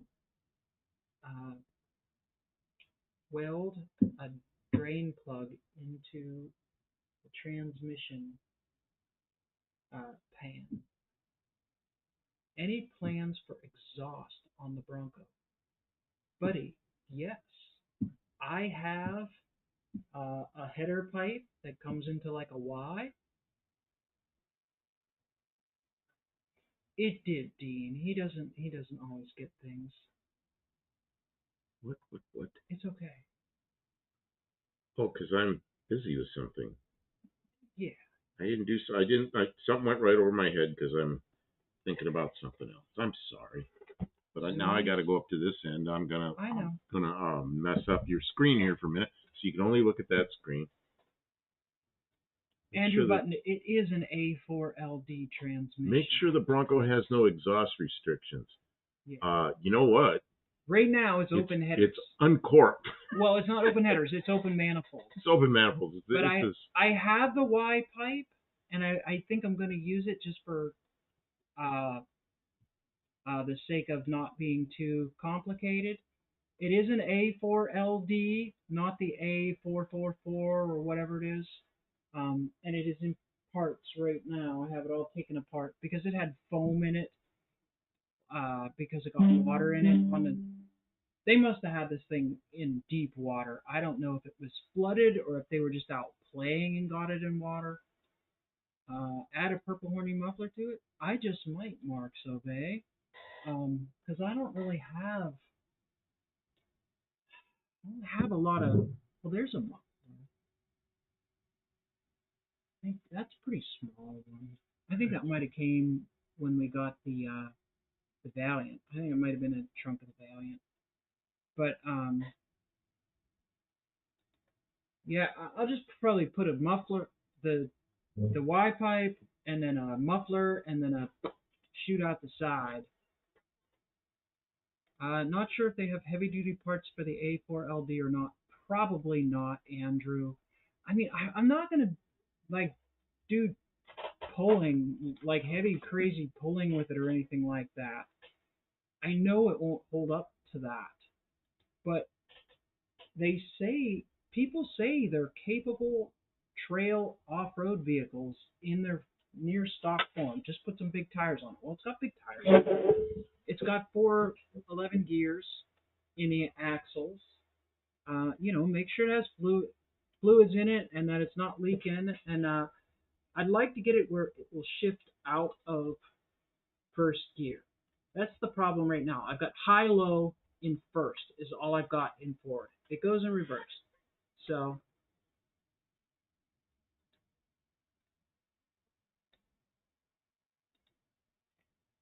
oh, yeah, how we met. I heard about No Name Nationals, and at the very inception of it, you were only allowed to use a little 100cc mini bike motor. So I was going to put on a supercharger, and I was trying to make a supercharger out of like a little gear pump. And it would have worked, but I needed brass bushings. I didn't have a machine shop or anything. I was working out of a little garage, I didn't have a shop. So anyways, Uncle Tony saw me doing that, and he was kind of impressed, and he told Bucto Campo about it. That's when I was doing lives with Tony. I didn't know who Bucto Campo was. I knew who Uncle Tony was, though. So, yeah. So he knew who I was, and he was following me, and then I was going to that first No Name Nationals, and he had planned to go anyway, so he was excited to meet me, and we met, and we spent the weekend hanging out, and he invited me to come live here and try and do car stuff on YouTube, and we've been fighting ever since, pretty much. It took me a while to move down here. I was living in Pittsburgh, and it wasn't quite that forward. I told you that I had but you didn't explain that. It's like, oh yeah, just move in with me. It was like I said, there's a bedroom with its own bathroom and its own entrance on the house, and you're welcome to stay there if you want. Yeah. And then we got closer. And then all hell broke loose. We got closer. Yeah. He's my old man. So we look out for each other. I have health problems, and he has health problems, and he's newly retired, and that's a big change in life. And the shop, when I got here, the shop was filled to the brim. He had this place. There was a trailer in here. The Studebaker was in here. There was big wing building tools in here. Bar tool and wing press for building airplane parts in here, and you could not even walk in the door. You literally had to climb shelving to get in the door. So we spent the first year. I had moved from Arizona where I had a shop that was Yeah. at least 3 times this size. Well, actually, there were 2 buildings there. So it was more than 3 times this size. And I moved the stuff all here and just crammed it in here. I didn't know what to do with it all. Yeah, Dean was there. He remembers my channel was new, and it did make boost. I got a measured amount of boost out of it, but I don't know how much flow it made. It doesn't matter. It was like a thought experiment. Like, can this be a thing? And I had to modify it and JB weld it.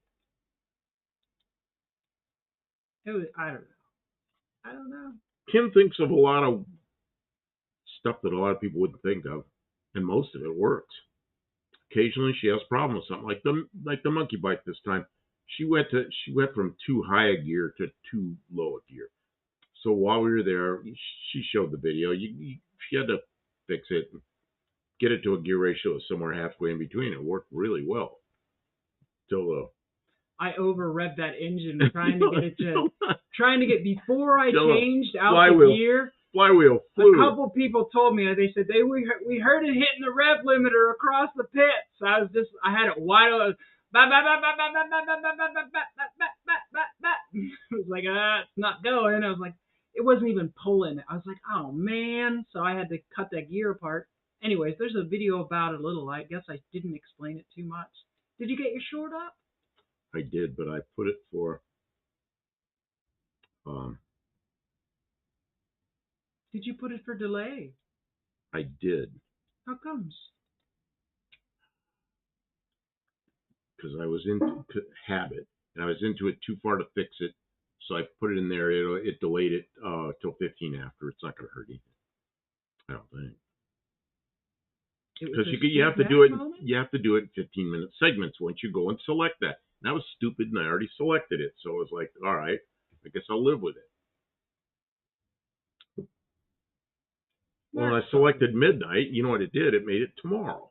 Well, no, that's too late. So then I selected the next 15-minute segment, which was 4 minutes from now. It'll go up. The worst part about the explosion is nobody saw it. You know what I mean? I didn't even know it. I was down there watching you go up there. Nobody knew. I watched you do the whole run. I had no idea that the thing came apart. And then you turned, and somebody said to me, Kim's pushing the mini bike back. I'm like, what? That's something happened, and then you were broken. I didn't know you got hurt even, you know. Well, I wasn't like seriously injured, but it kicked me in the leg really hard, like the cover balloon. We were in the hotel, like that, and my leg was up against it, so it was like bang. She wouldn't look at it. So we were in a hotel that night. She's all covered up. I said, "Stick your leg out. Stick it. I want to look at it. I demanded she stick her leg out." She finally did. I looked at it, and there's nothing. So, okay, she goes, it really doesn't hurt anymore. Okay, whatever it was. What hit you? The ignition hit you or something? Because everything else, all the heavy stuff was contained. I don't know. But it exploded in the cover. So the cover smacked you? As the cover went like that, my leg was against it. So it bang. And it was you felt it. Oh, I felt it. Yes. Well, I thought maybe what came off with that, what was the ignition box, whatever, that broke off the... No, it fell out the bottom later. That broke off the block. I thought maybe that thing hit you. No. Huh? Do you all use anything other than what YouTube offers for editing? Yes. I don't use the YouTube stuff. I still mostly use the Windows Movie Maker, which I know that's terrible. It's like a $10 piece of software. What's going on? It's not the one that comes with Windows. You have to buy it. The one that comes with Windows, I've used it, and it's not very good. No, it doesn't do enough stuff. But Windows Movie Maker, the great thing about Windows Movie Maker, it is incredibly stable. I can work with big files, and it doesn't crash my computer. And Josh Hellman says my work is single shot, unedited. Yeah, no, we're not interesting enough. I can be interesting. I do that on the shorts. Well, yeah. Shorts are just whatever it goes. We have whatever some they- edited shorts, but we stopped doing Oh, I that. stopped doing that. Dean says if you're not breaking stuff, you're not working the tolerances. That's right. That's right. You have to push the edge a little bit, or what's the point? I mean, I don't know.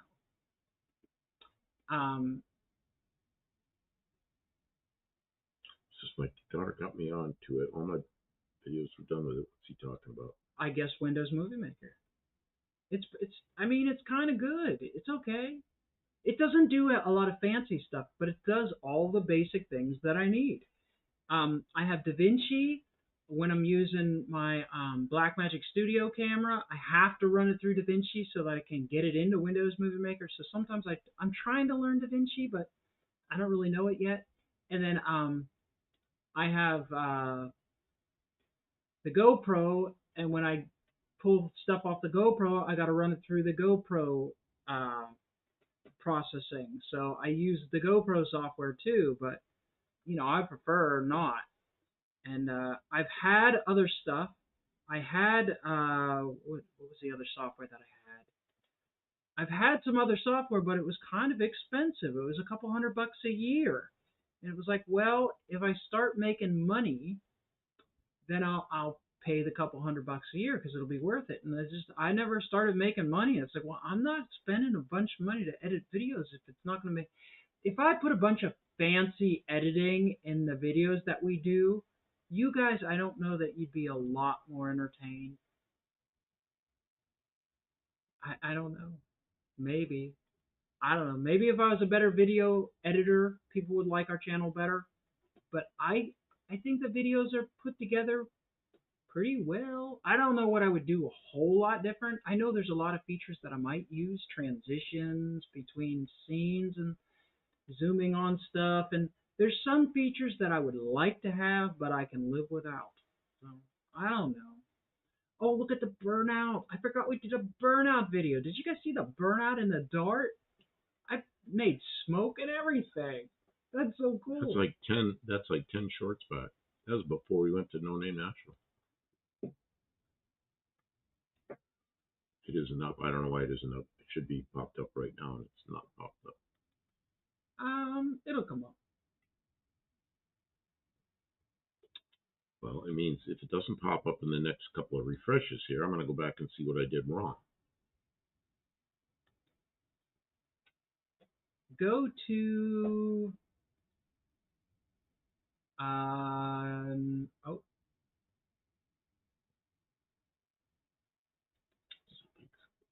I know how to do this, Kim. boxing battery. It's scheduled. It says it's scheduled.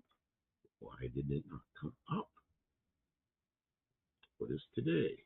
Oh, I probably put the wrong damn day. I did it again wrong. That's okay.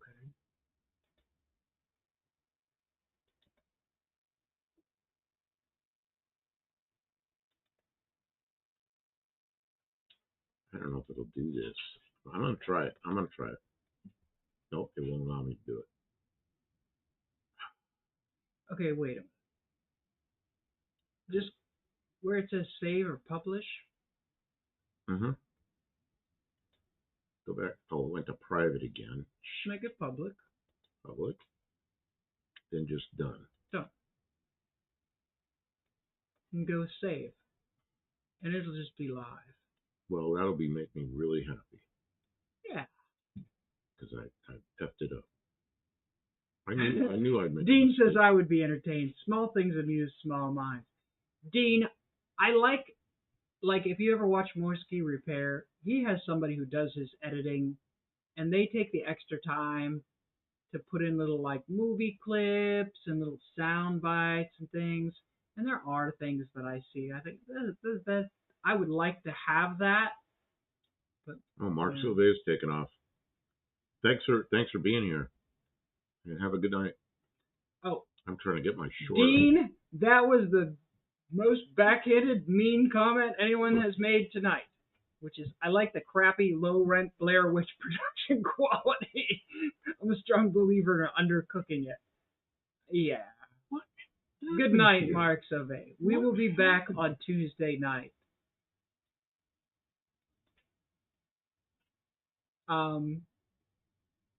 It says it's public. It says it's on. I'm trying to be. I don't see it. Hmm. Go ahead, Jim. Oh, it's there. Okay. Okay, so if I do this, we're going to hear it. Olive is fading. Yeah, it's getting long-winded. I'm sorry. Jim made a battery box for this Bronco. He's watching his own short now. Oh, but he's welding. I want to see. I don't know what this looks like. Well, everybody will have to watch it. They can only hear it right now.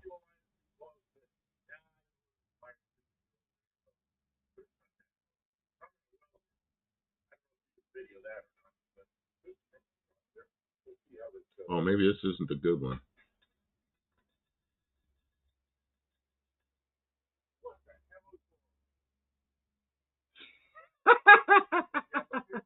That was not the right video. Did they give the welder too hot? Nah, you were just hitting paint. Yeah, there was paint there. And you didn't have your. Okay, we'll just leave it up. It's a blooper. There you go. The gas wasn't purged properly out of the. Nah. Should I fix it? No, leave it. Perfect. Leave it. I put the wrong. There's 2 videos of this, and I put the wrong one up. You can do it again tomorrow. Yeah. See which one does better. Yeah, the mistake, the blooper, or the. I don't know. I think you have the welder too hot. Yeah, what I had was there was so much paint there. It wasn't. It was just touching a spot and making sparks. It didn't weld worth a shit. Yeah. But once I You had it the turned next up pretty time high the next time is instead of touching the part with the paint, I touched the part that was just had a little bareness, and as soon as I did that, I welded a nice little bead. Yeah. It's just a junky battery box and an old yard beater. Fun times. The good thing about this is you don't have to sweat too much. This transmission is too stressful for me. Changing the oil and building a manifold and stuff like that. I'll go home tonight when we're done here, and I'll put up another one, the right one, and I'll go boxing the battery correctly. Or this is not the blooper.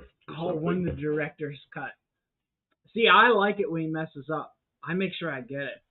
Sometimes he won't put them up though, but sometimes I'll get him going, God damn it, and he's like bitching and moaning, and he's like, that was a cut. I messed it up. I make sure I get that. But Del Campo's all pissed off. I forgot we videoed it twice, so I just put up the first one. Yeah. Shit, I was an idiot. See, that's the problem. We record all the shorts on his phone, so he has executive control over the shorts, which is good because I don't have to do the work. But it's bad because then when there's a really good blooper, a lot of times he'll be like too self-conscious, and then it's like,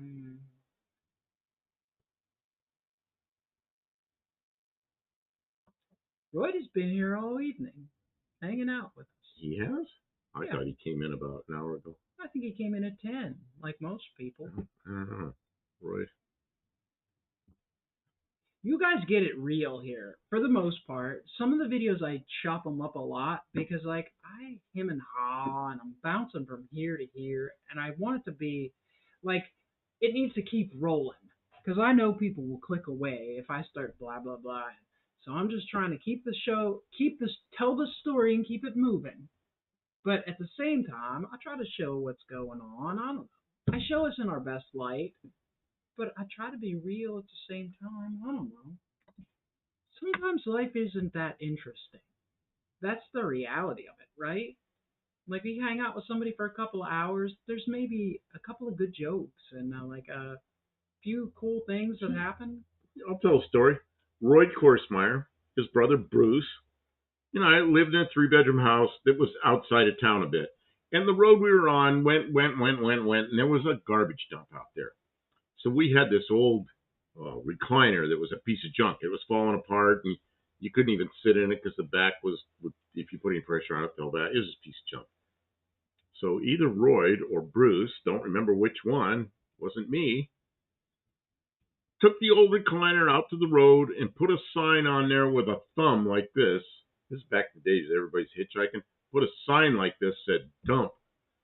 And sure enough, somebody picked it up and probably took it to the dump. You remember that, Roy? Oh yeah, I got a picture of that. So, oh no, I know where the picture is. They took a picture of that, and it was in the front page of the newspaper, the local newspaper. The newspaper. They thought it was funny that the old chair was hitchhiking to the dump. Thank you, Roy, for being here. I understand the good night got late. Buddy likes it when you bitch and moan. Well, you're in the right place. Sometimes it gets on my nerves. Isn't he supposed to be happy because I'm here? Right?